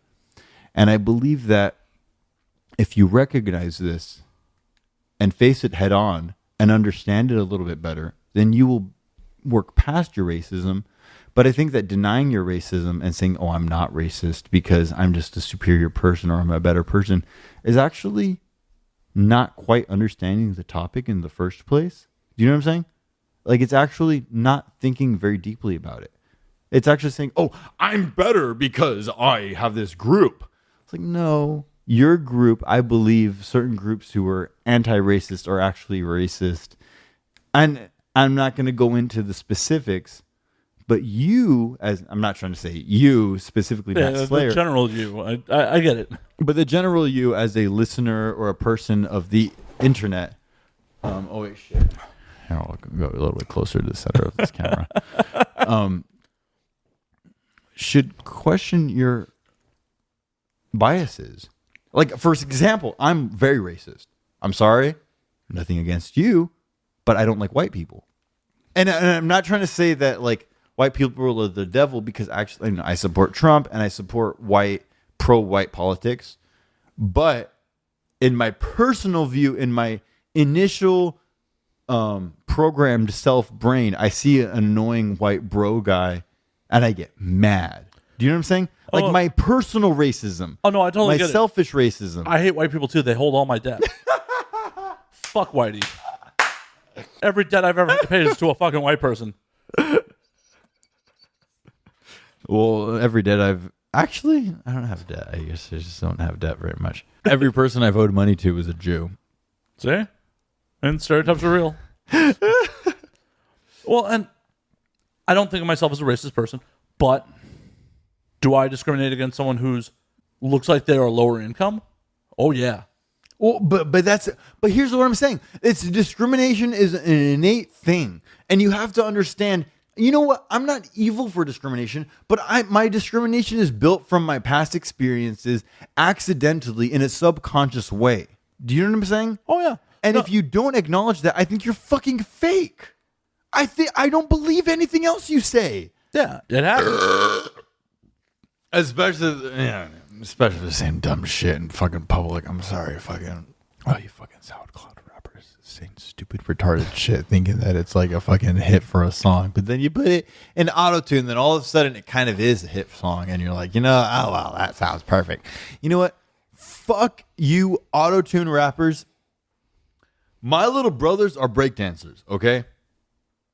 My little brother's best friend is this guy, DJ Tunes, right? And he's this like Korean kid, and he DJs like boom bap music because they breakdance and they dance to boom bap. They dance to fucking funk records. They dance to real hip hop. You know what hip hop is? You know what I mean? You listen to Wu-Tang Clan and all this shit. I actually just listed Enter the 36 Chambers as one of my 5 Desert Island albums. Best albums of all time. One of the best albums. But what I'm saying is that most of these fake human beings who are creating trap music are just auto-tuning whatever the fuck they want, thinking that it's a fucking chorus, but it's not even an interesting prompt in the first place, and it's off-tuned in the second place, and they don't have rhymes to back it up either. Maybe auto-tune works in a chorus, right? Maybe a chorus is fine because, we can use vocoder and other synthesizers for choruses too. That's very fascinating. That's very interesting. I'm a producer. I understand that we can use a vocoder. But guess what? If you're making hip-hop music, you need to fucking rap, you retarded incels. You need to rap. You need to know what prose is. You need to know what rhymes are. Because every single rapper, including Method Man, actually including Migos, who I would consider like the leaders of this trap rap, they actually also have more rhymes than most of these fucking faggots on Instagram and Snapchat and SoundCloud who are just releasing garbage. How do you really feel about this? I think that trap rap is garbage. Including Lil Uzi, Lil Pump. You know, they're doing very fun stuff, and I respect them for doing fun stuff. But what bothers me is that there's like entire communities of people who do not think that quality is even relevant. They don't think quality is even important in the first place. Hey, if they're getting paid, they're right. Quality isn't important. Well, if people are buying... My argument against that is that your sustainability is not long-term if your quality decreases. Yeah, do you know what I'm saying? Maybe they're not sustainable as an artist, but maybe they parlay that income into a business or... Well, okay, all right, let's just say. There are many different measures of success. If you are able to parlay your SoundCloud rap into real estate business or oil business or any other type of investment firm business, then I applaud you, and I think that you've did a very good job. And I think that a lot of you fucking internet bitches who also do fucking escorting, guess what? You can parlay yourselves into any other business you would like, including music. And all you have to do is hire a little young Kool Skull who does a good job and makes music for you. He should raise his voice a little more. No, but I'm very serious. No, I'm serious. Oh no, I know. No, meaning. But your whisper was a little low on the music. No. But, okay, my whisper is low, but I'm saying, all of you porn people listening who have any amount of extra money, if you invested that very slightly into a musician, and I'm not trying to say illustrator because I'm an illustrator, but that takes a lot more of my time. But if I'm a musician, that I'm actually able to make hit songs very quickly. I'm actually like hit songs are very easy for me to make, like I think in my eyes. And if a lot of you porn girls who have a lot of attention on the internet and maybe $100 to spare to make a fucking beat, guess what? You could be a fucking star, make a bunch of money on Snapchat, on Spotify, on Instagram or whatever with a cool catchy hook. No, I'm serious. You can make a lot of money. You can make a lot of money just by having one successful song that continually gets revenue. One hit wonder is a term for a reason. It's called passive income. You have either active income or passive income. And if you're doing it right, you have both. If you're doing it right, you have both. Exactly, indeed, my dear friend. For example, and that's one thing that I really want to get, like that's been interesting me into either doing a lot more beats or doing eventually porn in some sort of aspect, because you know creating passive income is a very intelligent thing for a human being to do. Eventually, after learning so many skills, you need to fucking have some sort of passive income workflow, or else you're fucked. Hey, you're looking at some of my passive income right now. So, no, wait. Have you built any passive income off of your podcast? I have advertisers, man. Oh wow, that's fucking awesome. That's so sick. Advertisers. Though the current market on the video versions is not the best, a lot of people aren't in the market to pay for fucking entertainment. So right now, visual entertainment specifically. Well, the visual talk show that is me, because you're not like the number one. Blah, blah, blah. When people like Rogan are giving away their video versions, it's hard to be like, "Hey, pay me 99 cents for a video version." Oh yeah, I know what you mean. But I made that decision because, one, I have to go to Vimeo. I can't be on YouTube with the video versions because nudity happens. YouTube demonetized the audio version 2 years ago. Wait, but you're on Vimeo and Pornhub? Just Vimeo because Pornhub told me I wasn't pornographic enough. Wait, what? Wait, that's fascinating to me because I've been interested in making a pornographic channel on Pornhub. So what are the rules between what is allowed and what's not allowed on Pornhub? Pornhub, if you want to monetize, I'm not sure I want to give you more of that. Do you want more? I'm sorry. Do you want more? Too much of it. No, never mind. I'm sorry. You need more? I mean, I'm not one to say no. I would put a little bit more in this. Okay, we'll give you a little. Because this is mostly Coca-Cola. Hey, it's up to you though. I'm not trying to like drink all your shit. I'm sorry. Oh man. No, the shit is for us here to drink. Okay. Like that's why I asked you what you want to drink because I buy bottles for the show. Thank you very much. We take care of our guests here at Now We Drink. By the way, Matt has been a great host, incredible host. Thank you very much for fucking everything, man. That means a lot to me. You treat me very well. Well, thank you.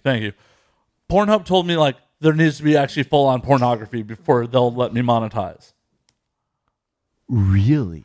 I'm like I have industry folks on a good chunk of the episodes. Wait. So what happens? You have an account and you can or can't monetize? I cannot monetize via Pornhub.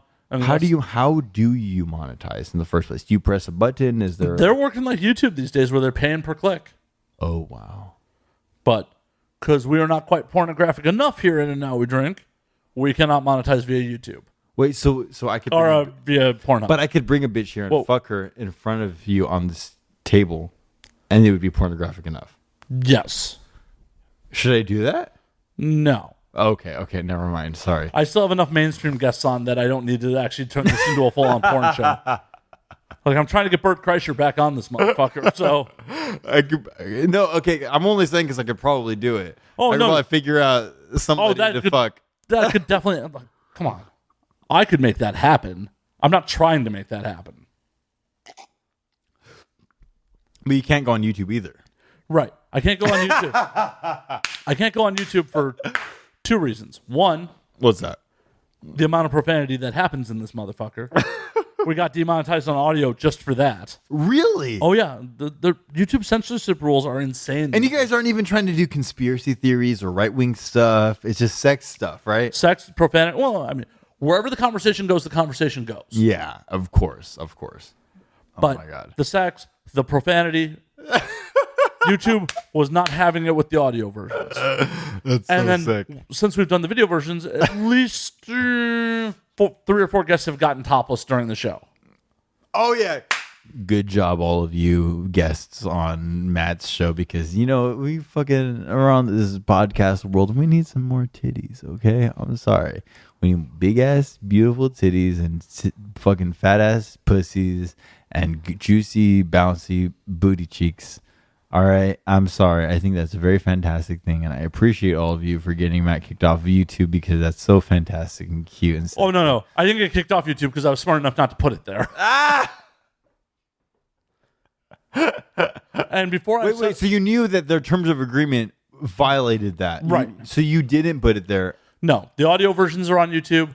The clips, like the select clips, are on YouTube. Oh, wow. The full episodes are on Vimeo because I specifically And they're not on Pornhub. no. Oh, wow. I specifically emailed Vimeo before I opened up a pro account and said, "Hey, this is what I do. These are some of the things that are going to happen. Am I cool on your platform?" Oh, what? That's very fascinating. Oh, what did they say back? They said, "As long as it is not actual pornography, nudity is okay." So that was your in-between. Yeah. So I ended up on Vimeo, but Vimeo doesn't have ad-based revenue like YouTube does. Oh, my God. How does Vimeo capitalize on their revenue? So I have to put them, that's how the episodes end up behind a paywall. Oh, so you have subscribers who are able to see the episodes. Right. For $6 a month, you can subscribe to every episode streaming That's forever. fucking smart. I love that. That's so rad. Or 99 cents an episode, you can own it. All of you fucking children need to learn that the world of capitalism so you can make money for yourself. But here's the thing. I'm sorry. In the grand scheme of things, not that many people are willing to pay for. Ah! Well, because you got people like every other major podcast gives away their video content. What about like trying to upload this on Pornhub just for the fuck of it? Even if it's not monetized. At that point, I'm undermining my own monetization on Vimeo. If you can go to Pornhub and get it for free, why would you even give me 99 cents on Vimeo? Yeah, that's a good point. So, But do you have it on any other podcast network or like outlet? I mean, it's obviously the audio versions are everywhere. Oh, okay. So the audio versions are everywhere on all platforms. Yeah, and they have been for years. They iTunes, Google Play, Stitcher, our friends at Laughable. Hello, Laughable. Nice to meet you. My name is Kool Skull. How's it going? You should hire me to be an advertisement for a lot of what you do, because I love comedy and I love Laughables and I have LOLs and LOLs and all that sort of thing in the business scheme of things. You should hire me. My name is Kool Skull, Juan Larrazabal. So, and that's the other reason that the video versions haven't been moving quite as well as I'd like, is because the audio version is free. Yeah. I And get that. people are not necessarily willing to drop 99 cents for tits. Which is a fucking retarded bummer. But in this day and age, when you can see full-on penetration from the same people for free, why would you pay 99 cents to see them flash their tits on a mic? I'm sorry, but I got to come over here with another episode with bitches who are willing to show their tits so that we can sell this episode, because I'm sorry. You know what? And all of you fucking beautiful... Stop. All of you beautiful women who are willing to show their tits for some fucking good dick. I got some good dick right here. I'm sorry. And I'm willing to fucking do some videos and hang out with you old bitches who are willing to fucking do some middle-aged shit and like fuck some young 26-year-old dick. Hey, that's cool with you. If you're trying to hit me up, my name is Juan. I'm Juan at koolskull.com. That's cool with a K. Cool with koolskull.com. That's area code 323-673-5995. Did you really just put your number on the internet? Hey, these bitches know what the fuck I'm talking about. I'm not trying to talk to some no broke ass bitches who are trying to cool as fuck. No, I'm sorry. I'm already in love with a fucking beautiful ass girl. So what's going on with her? What is up with your love life? Oh my god, my love life. Hell yeah. You know what? Fuck it. I'm gonna go for it. You know, I'm drunk as fuck. I'm gonna go for it. You know, I shouldn't be talking about this. Well, hey, because I just was advertising my dick, you know what I mean, on the internet. So these old bitches. Love and dick are two separate things. Hey, that's true. Love and dick are two separate things. God sorry. Damn, that should be a shirt. Love and dick are two separate things, bitches. You got to pay attention. But guess what? Oh my god. So what's going on? What's up with the love life? Oh my god. I'm gonna tell this beautiful girl right now, on the internet. Oh my god, I haven't even said to her. There's this girl, Lori, who I have such a big crush on, and she is giving me so much time out of her own business life, out of her own real life. And she's being so loving and caring and sweet to me, you know? I know, I'm serious. Like, in a very sweet, domestic way. Like, hey, babe, I love you. Here's some breakfast kind of shit. Like, some sweet shit. Oh, shit. That's like some fucking storybook shit. Yeah, like some storybook shit. Like, I swear, she's so sweet. She's so cute and so beautiful. But, I mean, hey, she's involved with the industry, and that's cool. You know what? I don't give a fuck. I'm not trying to discriminate against nobody. She does her shit. She gets her money. She takes care of herself. I don't give a fuck. That's cool. I'm never going to discriminate her because of some bullshit. You know what I mean? Nor should you. Nor should I. What I tell anyone who gets involved with a sex worker, like, if she was a sex worker when you met her, you have no business telling her not to be. You have no fucking right to say that shit. Exactly. It is not your right in any way, shape, or form to try to change a motherfucker. Because here's the thing. I've had girls who are not sex workers in my life who tried to, in my opinion, to dictate me too much. Do you know what I'm saying? Non-sex worker girls who are telling me, oh, you can't do this and this and this because I disagree with it, or because I don't like it, or because it sketches me out. And I'm like, okay, bitch, that's cool, but like... the door's over there. The door's over there, and I got a big dick. And a lot of these bitches are trying to pay some good money. You know, so I've been there for like some shit, you know? And that's cool. But I'm not trying to judge nobody for what they do. You know what I mean? And so, like, when it comes to women, with this girl, I'm telling you, man, I make love to that girl. Good on you. No, I'm actually fucking serious. I know. I fucking care about her. I make love to her. Where'd you meet her? I give her good dick on Instagram. Oh yeah, modern love affair. Okay, my good friend, whom you know, Chaz Roslowski, introduced me to some nice, beautiful women over at fucking the Condor, you know. And then through the internet, I met this girl. I thought she was so fucking cute, and I started talking to her, and all of a sudden, oh shit, she moved nearby where I live. And I was like, oh shit, hey girl, what's you up to? How you doing? You know what I mean? She broke up with her boyfriend and shit like that. And she was so cute and so cool. And I don't give a fuck what she does with her business. Like, this doesn't matter to me. Right, as long as she's safe with you, who cares? No, but if she's safe with me, that's totally fine. I don't give a fuck. As long as I get to fuck you on period and come sign you, bitch, hell yeah. Fuck, well, I love period blood. You want to be safe. I love bloody pussy. I'm sorry, my name's Kool Skull and I love bloody pussy. Okay. I freely admit that on this show before that I like it when it looks from here to here like I murdered someone with my penis. Hey, exactly. That's fantastic. If you're on your period, girl, and you want me to fucking come inside you, hell yeah, that's cool as fuck. If you're not Lori, then I'm sorry. I don't know who the fuck you are, bitch. I'm sorry. This girl, for some reason, If she does her thing, I don't give a fuck. It doesn't matter to me because she's fucking take care of herself and I take care of myself. You know what I mean? And we fucking smoke some joints, hang out. She's cool as fuck. So how long has this been going on? Dude, literally 3.5 weeks. Hey, About a full month. And I'm like, oh my God, I'm fucking into it. I'm fucking into her. that's awesome. And I hate to say it, but you know what? I've been mostly a monogamous guy. You know what I mean? With a lot of great women that were just like weirdly a little bit too possessive. Do you know what I'm saying? Stop laying such good dick. Exactly. I'm sorry.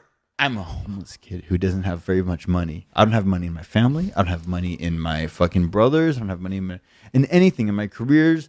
I'm like, I got screwed over in my careers and certain things. And so I don't have very much to offer these bitches. And I wish that I could because a lot of them are so sweet to me and take care of me. And they're so nice to me. But I wish I could offer a lot of good shit, but I can't. Right? But if a fucking hoe is trying to be like, oh, blah, blah, blah, blah, blah, your dick is shit. Or like trying to talk shit about my dick, it's like, I'm sorry, but you're objectively wrong. I'm sorry, but I try very. Oh, God damn it! I'm trying. No. But it's like You're like, I have character witnesses, motherfucker. I have character witnesses, and I have a lot of work that I've done to make sure that my game is A plus. Okay. See, I lay mediocre dick. Purposely lay mediocre dick. Like, No, but that's what a lot of these like Hollywood Silver Lake bitches be like fucking weird about me because they got good dick and they got all pissed off that I didn't like give them the full. see, that's what the problem is. If you give them good dick, they want to come back around. They don't leave you alone. They're like fucking bees to fucking honey. It's bullshit. They're fucking bitches. Right. If you lay mediocre dick, they're like, okay, I can take it or leave it. Whatever. Fucking disregard it. No. I'm sorry. My name is Kool Skull, and I am a reject from the DIY scene because my dick is too good, and these bitches want it so much. And if you're fucking cool as fuck, like Lori, the metalhead psycho bitch, who I'm in fucking, for some reason, I'm only telling you first. I never told her this, but I'm in love with her. I've never said this to Lori, and I'm going to say this again right now. You know who the fuck I'm talking about. Derek, you know who the fuck I'm talking about. That beautiful, no, not Derek Basek, whom I also wish was my friend again, because Derek Basek is a good man who doesn't pretend like he doesn't know me no more, but he fucking was a friend with me. But Derek, Bomber Bomb Boy, the Gabber breakcore artist who is a freaking great friend of mine, he knows who the fuck I'm talking about. Lori, Psycho Thrash bitch, this beautiful woman, she takes such good care of herself, and she's a beautiful woman. And all of you fucking assholes who judge her for whatever the fuck A, B, C, or D, or X, Y, or Z, you're fucking losers. You're fucking nerds. And you don't understand that women who you respect got to take care of themselves. Men need to take care of themselves in the first place. Men don't take care of themselves. But a lot of women who you know, they got to take care of the fucking themselves first. Okay? They do. And you got to accept, if you meet a woman who does some shit for herself to take care of herself, you got to respect the fuck out of her because you should be taking care of yourself anyways. You shouldn't be expecting some woman to take care of herself in a certain way so that you can respect her. No. If a woman takes care of herself in a certain way and she respects you and she loves you and she takes care of you, you honored that. You respect that, and you thwart your intentions towards what the fuck is there. Because it's not your fucking place to tell some sex worker girl that she's just like, she needs to change or needs to do what the Not at all. No, it's fucking disrespectful and gross. I agree. And it will turn her off to you. Because guess what? A lot of these women have their own psychological issues with the fuck they're doing. And they only want you to be their friend about it. Yeah, a lot of them are not looking for a fucking savior. They're not looking for a savior. They're looking for a fucking homie. Just to be a fucking friend. Yeah. Treat them like they're actual people. Amazing. Oh, really? You have to treat them like human beings? I mean, you get that, but a lot of people don't get that. And it's so fucking sad because I've seen a lot of sex worker girls get asshole boyfriends, and I have to deal with like the homie repercussions of it. As Yeah. in the Oh, no, homie no. friends of Oh, like, I've been there. yo, yeah. Of course I'm not gonna fuck this bitch. Of course, I get that. I'm not trying to fuck this girl. But guess what? I have to deal with the homie side of things where I'm like, okay, I have to listen for 8 hours because some motherfucker's on coke and she's dealing with whatever the fuck you did to Well, her. and the fucked up part about it is she never, when she's in the moment, 9 times out of 10, she does not want to hear the truth from you about that Nope. dude is a piece of shit. And I'm not going to give the truth about that. I'm not going to get, even in those real moments, because, like, dude, you're my fucking homegirl.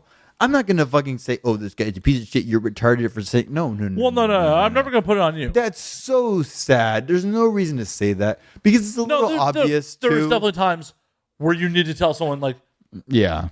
you're with a piece of Sadly. shit. You're with a piece of shit. But it's never a good time to do it. There's It's never the proper time to do it. Because the problem is 9 times out of 10, it's going to fall on deaf ears. It's going to be like, oh, they're going to make up a reason why you're talking shit about their shitty significant other. Not that you're Even homegirl whom I'm gonna fucking tell you because I'm drunk, but I'm homegirl whom I'm in love with for X, Y, and Z reasons. Homegirl whom I'm actually in love with. I'm not trying to say who I'm. I'm not fucking. You said her name like 5 minutes ago. but she's fucking with her ex. That's no good. How does that make you feel? Nah, it makes me feel like I understand to an extent because I've actually cheated with my ex. On her? No, not on her, on another girl. Okay, so in the back. And that made me feel very sad. It made me feel very garbage when I did it because this person whom I cheated on was so loyal and so kind. And it was actually very disrespectful on my part. But I'm not trying to be disrespectful because I know this person needs a ride or whatever the fuck from their ex. And I'm like, you know what? I can't offer that. I don't have X, Y, or Z, so I can't offer that. So that's cool if blah, blah, blah does blah, blah, blah, right? But in my heart of hearts, I'm like, that's not healthy. That's not smart. That's not building up the proper groundwork of a healthy friendship or relationship. You know what I mean? So you're not cool with it? I'm not cool with it, but I'll be honest. Like, I've talked to my ex kind of recently. Yeah. Well, but what was your intentions with your ex?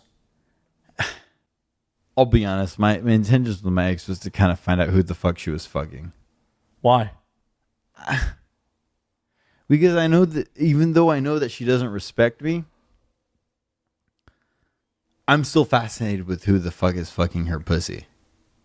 But why? Why do you care who's in there now? Sex is not Everest. No one's planting a fucking flag. You're right. My intentions really were just Did you miss her? what I would consider disrespectful, selfish intentions. Okay. Because I miss her. Okay. And she's going to really hate this, but I miss her mostly just for fucking reasons because I don't think she respects me as a human being. It's okay to miss sex. Yeah, I miss certain sex only because the fuck it, it's gone. You know what I mean? It's like, not gonna happen, and I'm never gonna fuck that same person, even if that person was in front of me. I know it's not the same person. I know you don't respect me the same way. I know you don't fucking understand me the same way. I know it's different, and I don't want to fuck that person anymore. But I want to fuck the old person who You want to fuck the old person who's super into you, who would come so hard with the idea of being with you. Precisely. No, I want to fuck that person.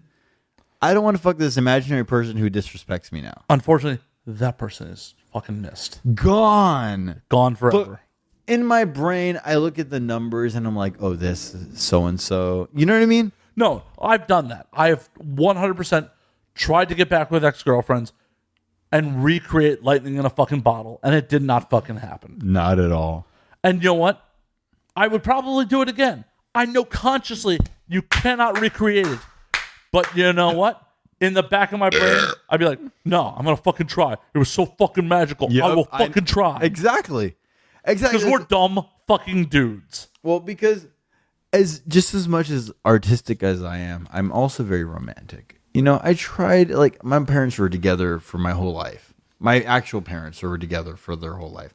So I see life as a very romantic situation, you know? Even the girl, I'm sorry. Hey, you know what, Lori? I know you fucking do your shit for your money, baby girl, but like, honestly, I love you. I never told nobody that. I just barely told you that in a joke.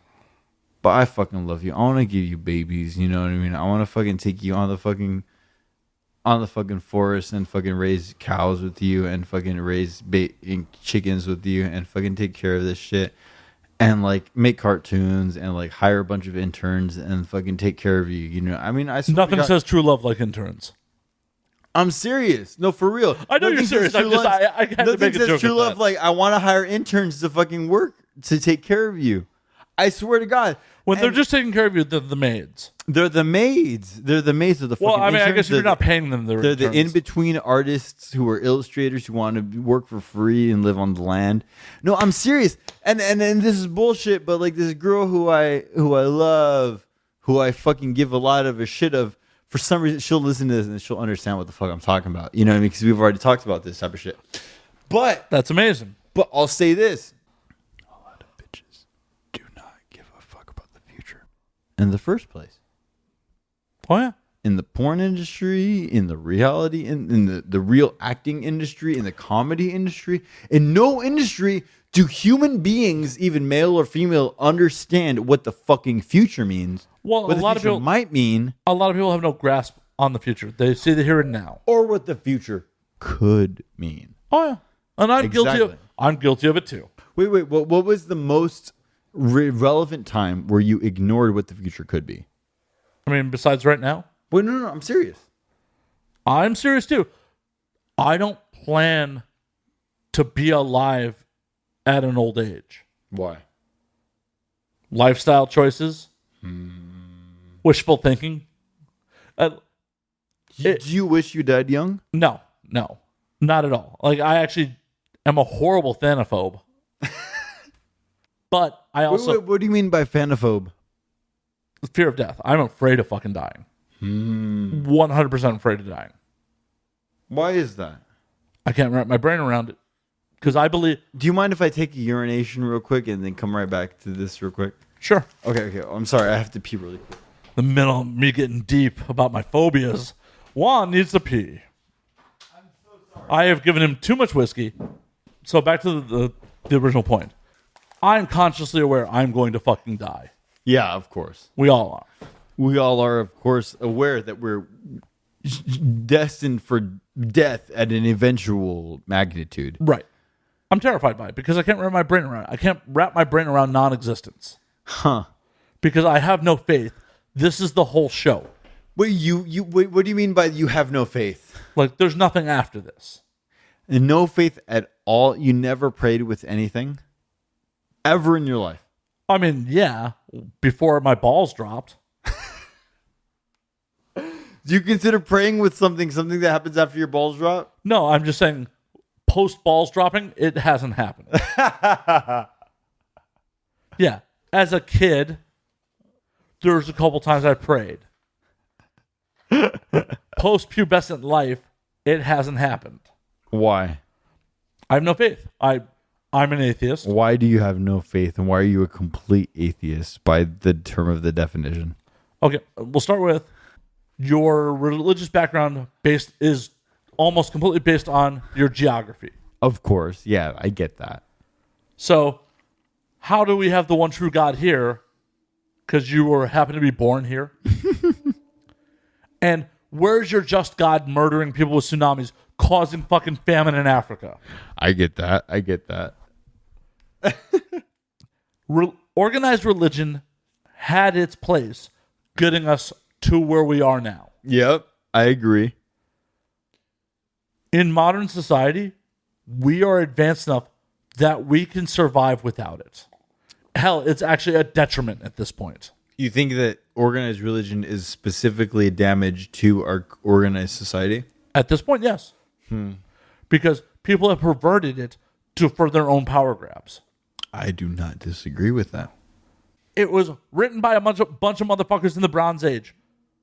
I know religion is wrong because pork won't kill me. I love pig.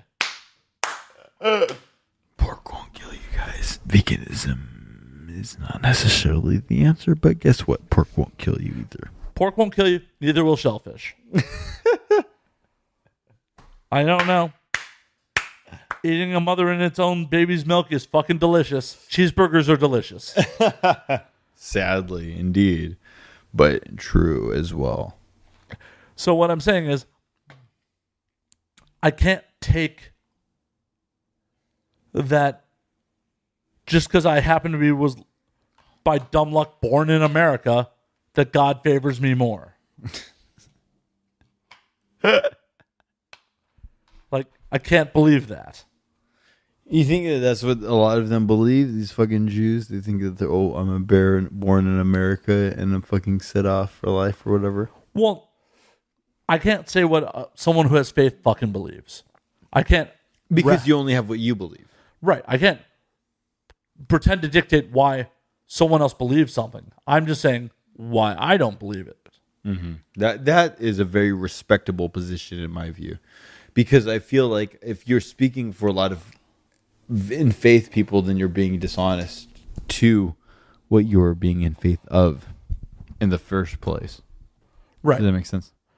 I'm saying this is why I don't believe that fucking tsunamis kill a bunch of motherfuckers and God acts in mysterious ways. Yeah. Yep. I get that. Like God's just doing this randomly to teach you all a problem. Like that sounds like bullshit, of course. Yeah. What lesson do we learn by the tsunami? Don't hang out on the beach? Exactly. That's not just like a fucking moral issue. That's like a really much bigger issue. Like, oh, guess what? You're fucked, period. No matter what the fuck you were deciding. No matter what the fuck God you were following, you were fucked.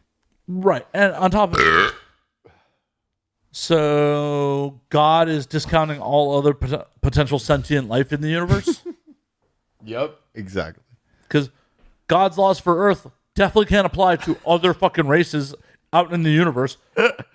Like, yep, precisely, man. You're right. thou shalt not covet thy neighbor's wife. What if you don't have wives in those other societies? In those other like, what but this is God's law. This what is if God's your bitches law. are ugly? Huh? I'm sorry, you can't covet no one else's wife if your bitches are ugly? What the fuck? It's still pink in the middle. Pink in the middle. That's what I gotta say. Hey, you know what Donald Trump said? Grab him by the pussy. You know what I say? I say pink in the middle. I say pink in the middle is precise. And you know what? And I say precise in the white power kind of sense, in the okay fingers kind of sense. And this is the episode we definitely get canceled on. A couple episodes back, I guess, is Matt trying to get us canceled on the... Just trying to get us canceled? No, this is the episode I'm trying to get us canceled. And then the only reason I say that is because I fuck some really good pussy who's some sexy ass woman who she knows the fuck I'm talking about. You know what I'm talking about, baby girl. I fuck some beautiful ass pussy who's like some half Mexican pussy who's some perfect pink pussy. Oh my God. So I want to know, do you have faith? Do you believe in a higher power? Yes. Why? I believe in God. I believe in angels. I believe in demons. I believe in alternate powers. I believe in alternate realities. I believe in third, fourth, and fifth dimension realities. And that is specifically because of the personal interactions in which I've had with these alternate realities. It is not necessarily because I think that all people should believe it and follow it. In fact, I think all people should not believe it and follow it if they're called upon it. Do you know what I'm saying? I think that if you pray and you ask angels and say, hey, you know what? Angels, I don't know what the fuck is going on, but I would really like you to guide me. No, I'm serious. And I'm absolutely completely serious. If you ask the metaphysical world, hey, benevolent angels who know more than me, if you have something to teach me, please teach it to me right now, right? Well, if you say that, then the angels will teach you something. If you say, hey, I want all the money, blah, blah, blah in the world, they will also give that to you, but to a different level of understanding. Well, my whole thing is, I feel like that's a lack of personal ownership if you're just putting it on angels or demons. Exactly. I think that it's a very easy way to explain it by putting on angels and demons. Do you know what I'm saying? Like in a way that it's like I can predict and claim, hey, blah, blah, blah. If you say this and this, this will become this and this. I say that because I've seen it so many times, right? I understand, hey, if you are involved with X, Y, or Z, but you take personal responsibility for yourself and you go and do it for yourself for 2 years, you will become X, Y, or Z. Because I've seen it multiple times within realities, within variables. But that's still anecdotal. It's anecdotal, but... I mean, I once got a girl to fuck me by saying, hey, do you want to fuck? Doesn't work all the time. Hey, yeah, exactly. Well, but whatever. All I know is that I got a actually surprisingly weird. For some reason, I got a really good dick. Okay, I'm not trying to say, hey, all of you bitches listening, I'm not. I'm in love with one girl. Her name's Lori, and she's really fucking cute as fuck like that. But, you know, if you're trying to fuck, like, and you try to get a good fucking 8-inch. Fucking has nothing to do with love. It has nothing to do with love. You're trying to get some good dick. My name is Kool Skull, and I'll hit you up. My name is Kool Skull 44 on Instagram. Okay, all right, bitch. That's cool as fuck. But guess what? When you care about somebody, it's different. 100%. I'm not trying to say that it's what blah blah blah about another time, professional time, but when it's different, you know it's different. Well, I agree. I was actually just bitching to a friend about this. Like, I have sex way more regularly than a dude who looks like me should. But I was bitching to a friend of mine, like, you know, there's been a lack of people I've actually connected with recently. Yep, exactly. Like, why? I don't fucking know. Why? No, for real, why? Well, believe me, if I had the answer to that question, I would solve it. What happens when you fuck a bitch? Well, generally we both have orgasms, or at least I do, and then... I'm sorry, young men who are fucking under the age of 18 who are fucking just learning about how to be men. You have wimpy ass dads for fucking role models. I'm sorry. Hey, my name is Kool Skull, and I also had my wimpy dad who was a role model for me, who loved his woman, but did not fucking back his shit up with like masculine shit, and who did not fucking try to like tough it out. If you're under 18, please turn this off. About 2 hours. If you're under 18, don't fucking turn this on in the first place, you fucking retard. But if you're over 18 and you want to fucking impress a really fantastic woman who has an incredible pussy, then guess what? She's probably a sex worker, and she probably also knows how to control her pussy because she's fucking done such a good job in the industry in the first place. And if you're fucking her, then guess what? You're very lucky. You're not a fucking one guy among many guys who fucked her. You're actually a king. This girl who for some reason cares a lot about you is actually trying to treat you like a king. And if you don't appreciate the fact that you're being treated like a king, then you're a fucking piece of shit who should not be fucking a sex worker. I agree. Well, and that's the thing. More people, like, if you ever ask your partner what her or his numbers are, yep, exactly. Walk the fuck away. Walk away. You don't need it. You're never going to be happy with the answer. Yep. The answer will never satisfy you. And I wish that was something someone had told me in my 20s, because I definitely had partners in my 20s that I was like, so how many people you fucked? This shit don't matter. It shouldn't matter. I'm sorry. What matters is they're with you now. They're with, you know, okay. The girl that I'm with right now, she is so kind to me, and she gives me all her time. When she has her time, she takes care of me. She makes me fucking waffles. She makes me fucking breakfast.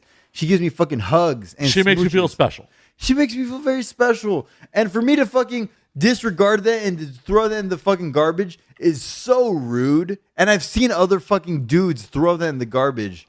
Well, because they don't think it's a rare commodity. They don't think it's a rare commodity. They think it's not fucking valuable. They're fucking assholes. And you don't treat sex workers with equality or respect. And you know what? And I'm not really a big proponent of equality. I do not think people are equal. I think that people who work harder are equal with each other. And I think that, and a lot of times, sorry, but sex workers work harder than a lot of people's 9-to-5 jobs. They do. I couldn't pretend to actually like someone who's going to try to rub their greasy genitals on me. Nope, I couldn't pretend to like it either. In fact, I've also been with girls who I was like not into it with, and I couldn't pretend it by accident. Right. Well, and that's the thing. No, not everyone is equal. Yep. If everyone was fucking equal, no one would be delivering my pizzas. And society needs those people. I need pizzas delivered to me. I'm not hating on you. I actually have much love for you. I will tip the fuck out of you. Big time. But you're not a titan of industry delivering my pizza. The world needs you, though. The world needs pizza delivery guys. And pizza delivery women. Pizza delivery people. It's 2019. Pizza delivery people. The world needs pizza delivery people. As long as it's not from fucking Postmates. Fuck you, Postmates. Oh, God, what's her fucking name? That fucking hot-ass, beautiful young girl. Fucking Aubrey. Not Aubrey Plaza. I mean, she's beautiful, too. But that porn girl, oh, God. She's like a redheaded white girl. Oh, my God. That's my cup of tea, so I'm trying to figure out who you're talking about. Well, you know what? I'll say who I should say is April O'Neil. She's so hot. She's so cool as fuck. But I feel like some girls that I would be, even like probably Andy Sandimas, like low key.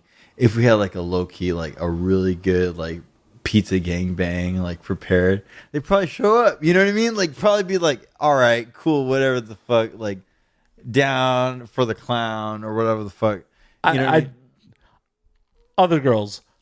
I've known Sandimas for so long and worked with her so much. I just don't think of her in a sexual light in any way, shape, or form at this point. No. And actually, that's the weirdest thing is like, I'll load up those porn and I'll like be like, dude, you're my fucking roommate.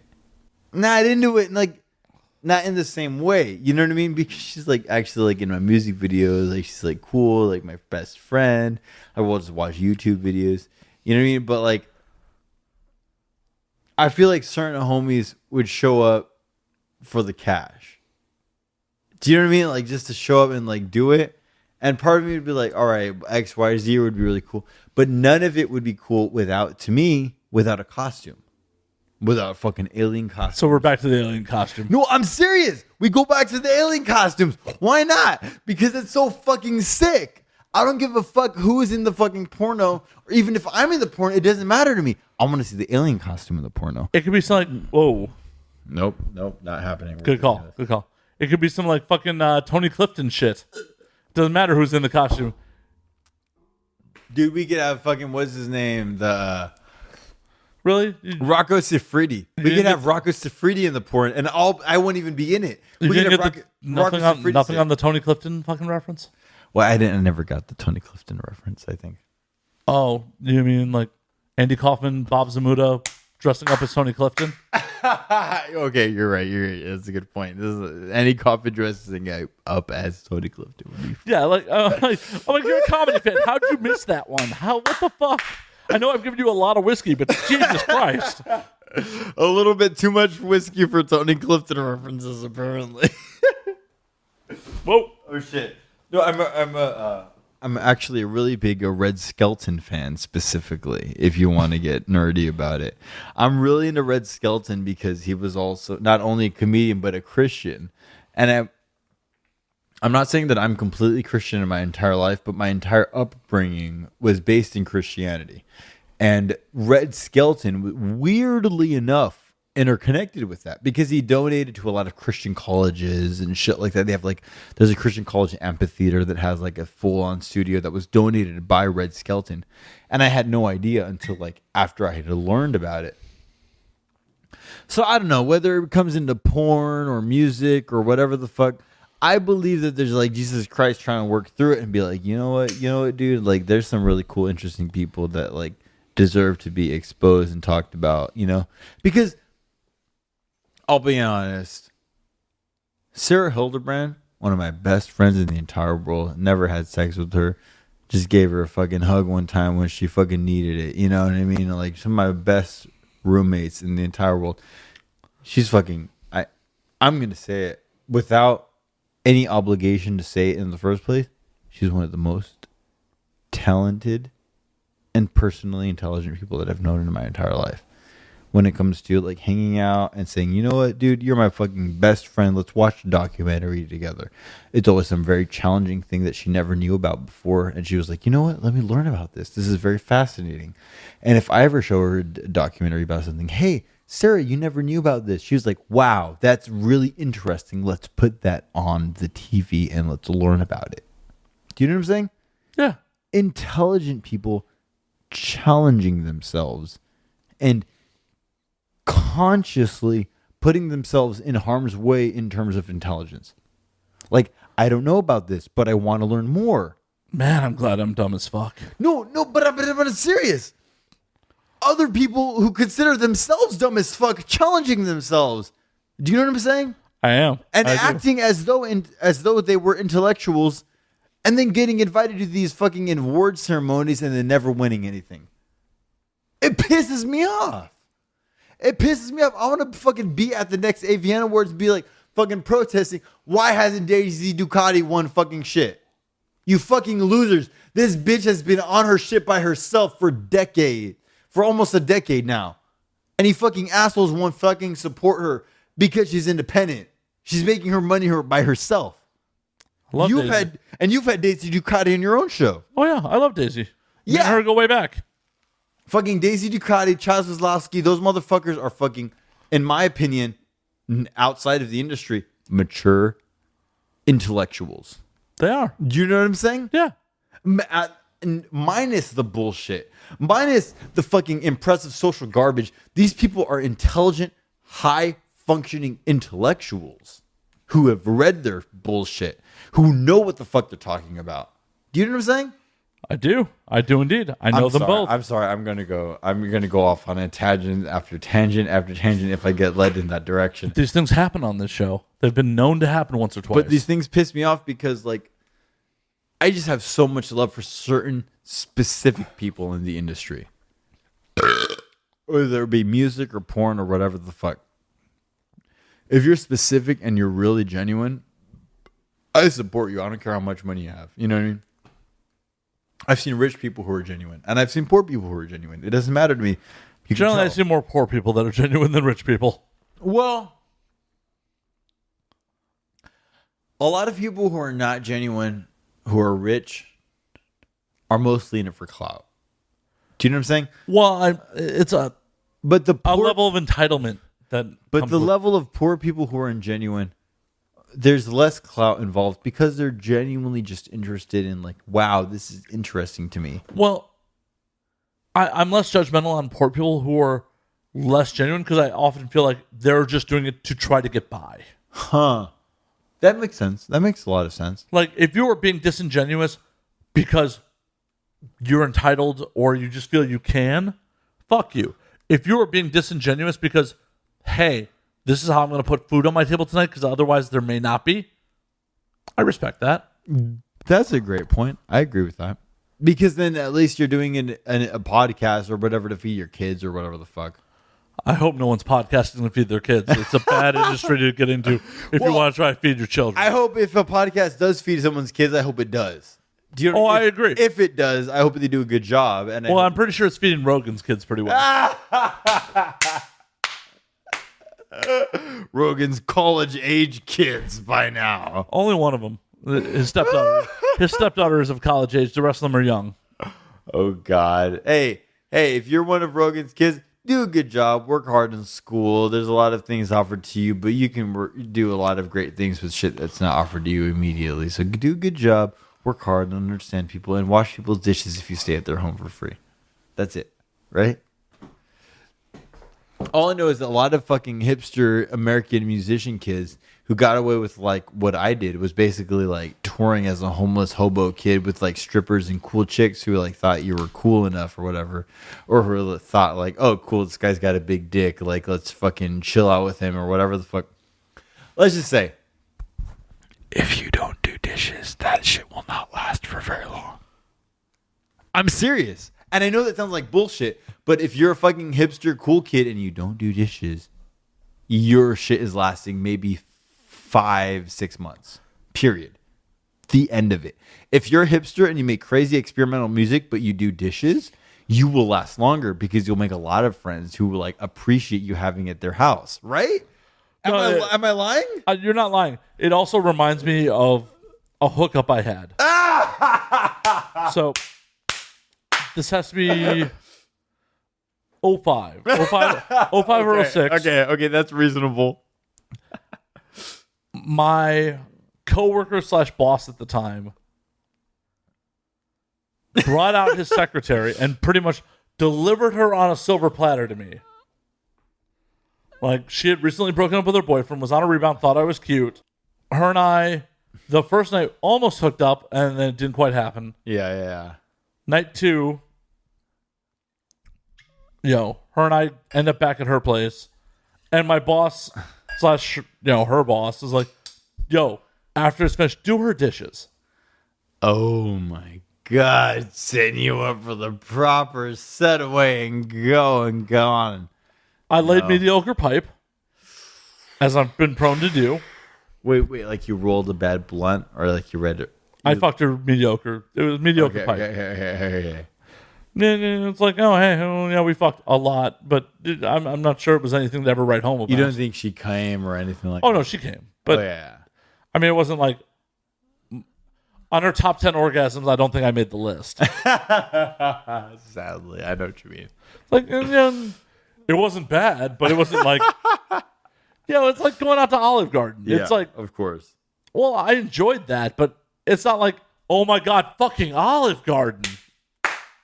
I mean, I got a lot of breadsticks. It was a good time, but it wasn't like, I get a lot of breadsticks in this bitch. Oh my God. But it's not like, oh my God, I recommend Olive Garden to my fucking friends. I wouldn't tell all of my friends to go to Olive Garden, but I fucked that bitch's pussy. I did not do her dishes. I'm a bad person. Bird. I'm sorry. If you don't do a bitch's dishes, then you're a fucking bad person. I'm a bad person. I'm a bad person. Did not do her dishes. And what's super awkward is like 10 years later, my boss divorced and ended up marrying that girl. Wow. Damn. It's like, so the boss of that time divorced her and married her. Divorced his wife at the time and then married around the same time that you fucked her.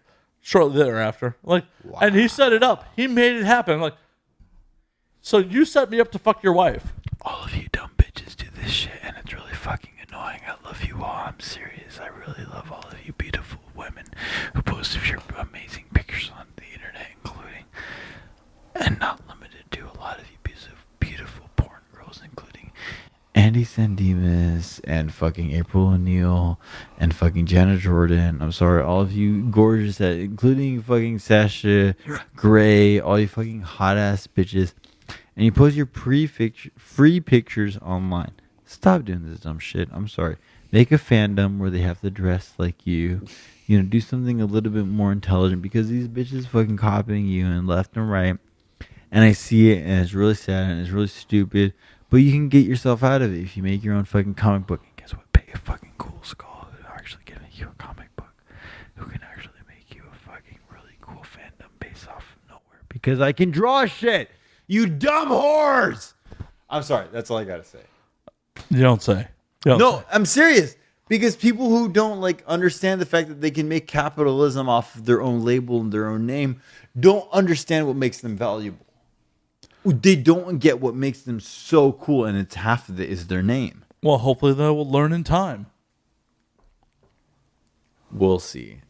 I own the URL toocool.me, so I'm doing okay for myself. You were definitely doing okay for yourself. With that URL, yeah, I'm fine. We're actually going to call last call on this motherfucker. Wait, what? We're going to call last call. Oh, what's that mean? We're going to wrap this motherfucker up. Oh, my God. Because we've been going 2 hours, 20 minutes already. Oh, my God. We've been going too long for this interview already. Holy shit. And we didn't even talk about your art or fucking your music. Like, we've just been all over the fucking place. But if you want to talk about your art and your music, we can go a little longer. Okay, let's go a little bit around there real quick. Just so what are you working on these days? Shit. There is a very influential artist whom I have been influenced by for the last 10 years, since 2006, 2007. His name is M. Strange. And he's offered to actually fund my next feature film so long as I present the next 30 seconds of the film. So I've spending the last few years trying to kind of figure out what my story is, what I want to do, and everything that goes along with it. And I have a lot presented. And I'm just going to start releasing like a fucking public Indiegogo campaign pretty soon because like I just have so much going on and I wanted to make like a 3D film and all this crazy bullshit. But I greatly feel like there's some higher level angels that are like, yo, dude, chill out. Hold on. Do your homework a little bit longer. Do some research. Figure out what's going on. Learn about these comedians. Learn about these actors. Learn a little bit more about what it takes to be on an on-stage performer, presenter. And so I've been learning it. I've been going to the Comedy Store and I've been trying to go to the Comedy Improv and other sort of like stand-up comedy places because I feel like stand-up comedians are, in my view, the highest level of what I would consider comedic writers. 100%. Intelligent people who know jokes. You've been hanging out with Madison Sinclair a little bit, haven't you? Oh my God, Madison. Holy shit. She's one of the most beautiful women I've ever known in my entire life. And I really hope that, like, I worked some shit out with her because we've been making some comic book ideas. And she has some really incredible comic book ideas. And more than anything, I just want to give her a fucking big hug. She's just so smart and she's so intelligent. And she's so creative in her writing capabilities. She writes shit I never would have thought about, even though it's a very simple joke. I just never would have thought about it. I'm not a comedian. And she has an amazing, acute knowledge of what I can and cannot draw. And I want to have sex with Madison Sinclair. And I want to give her a fucking baby. And I want to get her fucking pregnant. Does she know that, or do I have to cut this out of the fucking No. She doesn't know that. She will shortly. But also, you don't have to cut it out. But also, fucking Lori, the fucking gorgeous ass, beautiful woman who I've been spending most of my time with.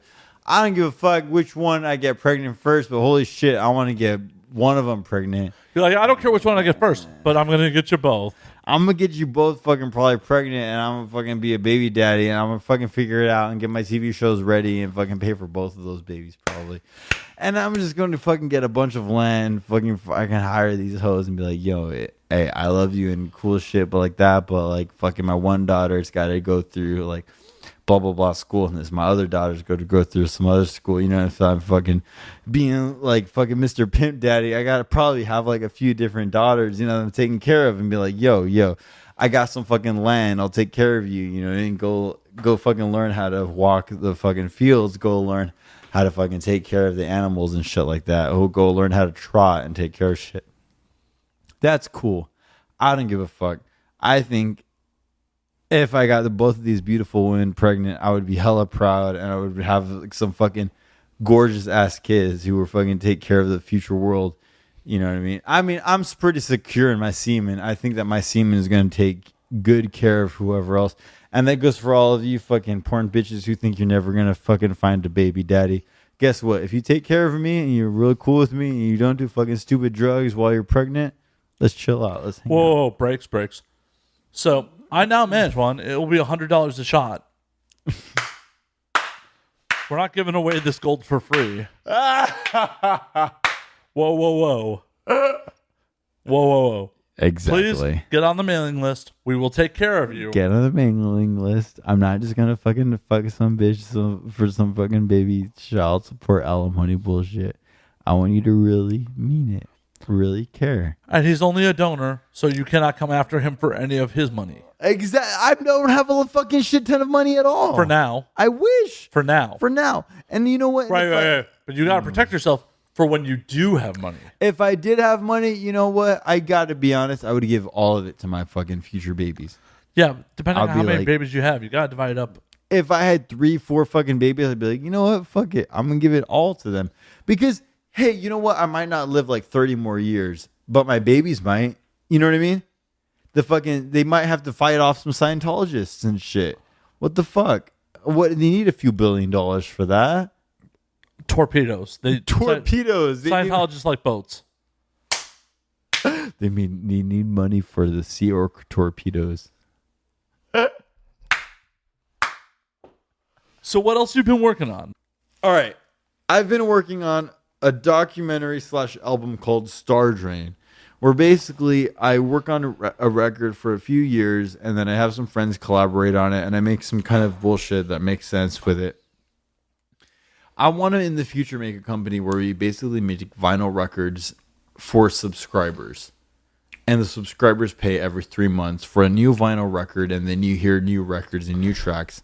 They're exposed to new artists, but they're also exposed to the specific narrative in which we are presenting. So, silly question. Have you ever heard of Vinyl Me Please, one of the sponsors of this show? No, I've never heard of that. Vinyl Me Please. I've never heard of that sponsor of the show. Vinyl Me Please. You will hear the ad at the beginning of this episode. Hell yeah! But they're a Record of the Month Club, the best damn Record of the Month Club. Wow. And they send out a new vinyl every fucking month with exclusive content. And I will do ad reads at the beginning, so I will stop myself right now regurgitating the shit that I've read 100 fucking times at this point. That's fucking awesome. Well, but the thing that fascinates me about that is because I'm into the illustration industry as well. And I think that people who are also interested in vinyl will also be interested in having a comic book every 3 months or whatever. I agree. Well, and that's the thing I was talking about with someone else about recently was kids these days will never know the joy of just selecting a fucking album at random because of the album art. Yep, exactly. It's not the same. But if they have a subscription software, they probably will. Because it'll just get it, and it'll be fascinating and interesting right off the bat. So Vinyl Me Please actually comes with a 12x12 album-inspired art print with each album, too. Oh my god, that's amazing. And I hate to sound like a fucking dick sucker, but I've never even heard of this corporate company, but that's still really interesting to me. I'm serious. The ad read really is coming at the beginning. I'm only breaking it up because they do sponsor the show. So No, but seriously, in the end, I think a lot of companies who were very fan-based in the beginning, back in the day, should just take themselves very seriously and say, oh, wait, we have like fans coming in. We should pay 60 cents per listener to have a fucking collaboration episode, to have their voice heard on one radio interview, or something very small just to give them a tiny bit of gratification. Hey, I'm amazed they still are attached to this fucking shit show. Hello, Vinyl Week, please. My name is Kool Skull, and nice to welcome you to the internet of advertisements. And I think that you advertising on Matt Slayer's show is a great, intelligent, fantastic idea for you. And if you would like to get more advertisements, you should also work with me, Mr. Kool Skull. That is Juan Larrazabal. My email is juan@koolskull.com. Thank you very much, and I would love to hear more from you in the future. We are gonna wrap this motherfucker up. Let's wrap this up. Let's do this. Where can we find you on social media? Where can we find all your art, your fucking music? Where can we find that shit? It's at Kool Skull with a K at Kool Skull 44 on Instagram, and http://koolskull.com, KOOLSKULL.com. And you can find my shit all over the internet, including in 4chan forums under anonymous names. You'll see me around. I'm a fucking piece of shit, and everyone hates me. I don't hate you. Shit. Thank you very much. I wish everyone hated me because I'm an alienating piece of shit. Whatever. Whatevs. Well, I thank you for your friendship and the friendship of my many friends who are also involved with porn and rock and roll and everything else. So thank you very much, Chad Wazowski. Thank you very much, Ariel Pink. Thank you very much, Daisy Ducati. Thank you very much, Sarah Hildebrand, and all my fucking homies at Cornhub, the group. Cornhub? Did you say Cornhub? Cornhub is the name of the meme group that I have on Instagram. My really? Friends. Nice. And it's like Daisy Ducati and Andy Sandimas and a few. Where's of my other invite friends. to this bullshit? I just never invited you to our friend group. It's like our little like porn people. I am like group homies. I am the fat kid getting picked last at dodgeball right now. Like, oh hey, Daisy Ducati, Andy Sandimas, Juan. These are all my friends. Like, yeah, we'll pick Matt eventually. Exactly. I'll add you to the Facebook group. I promise. See how it is. I see how it is. As you see how it is, you can find me at Matt_Slayer on Twitter, Matt F. Slayer on Facebook, Matt Slayer on Instagram. You can find the podcast at And Now We Drink on Twitter, And Now We Drink _ on Instagram. And now we drink. And until next week, drink up, motherfuckers. Drink up.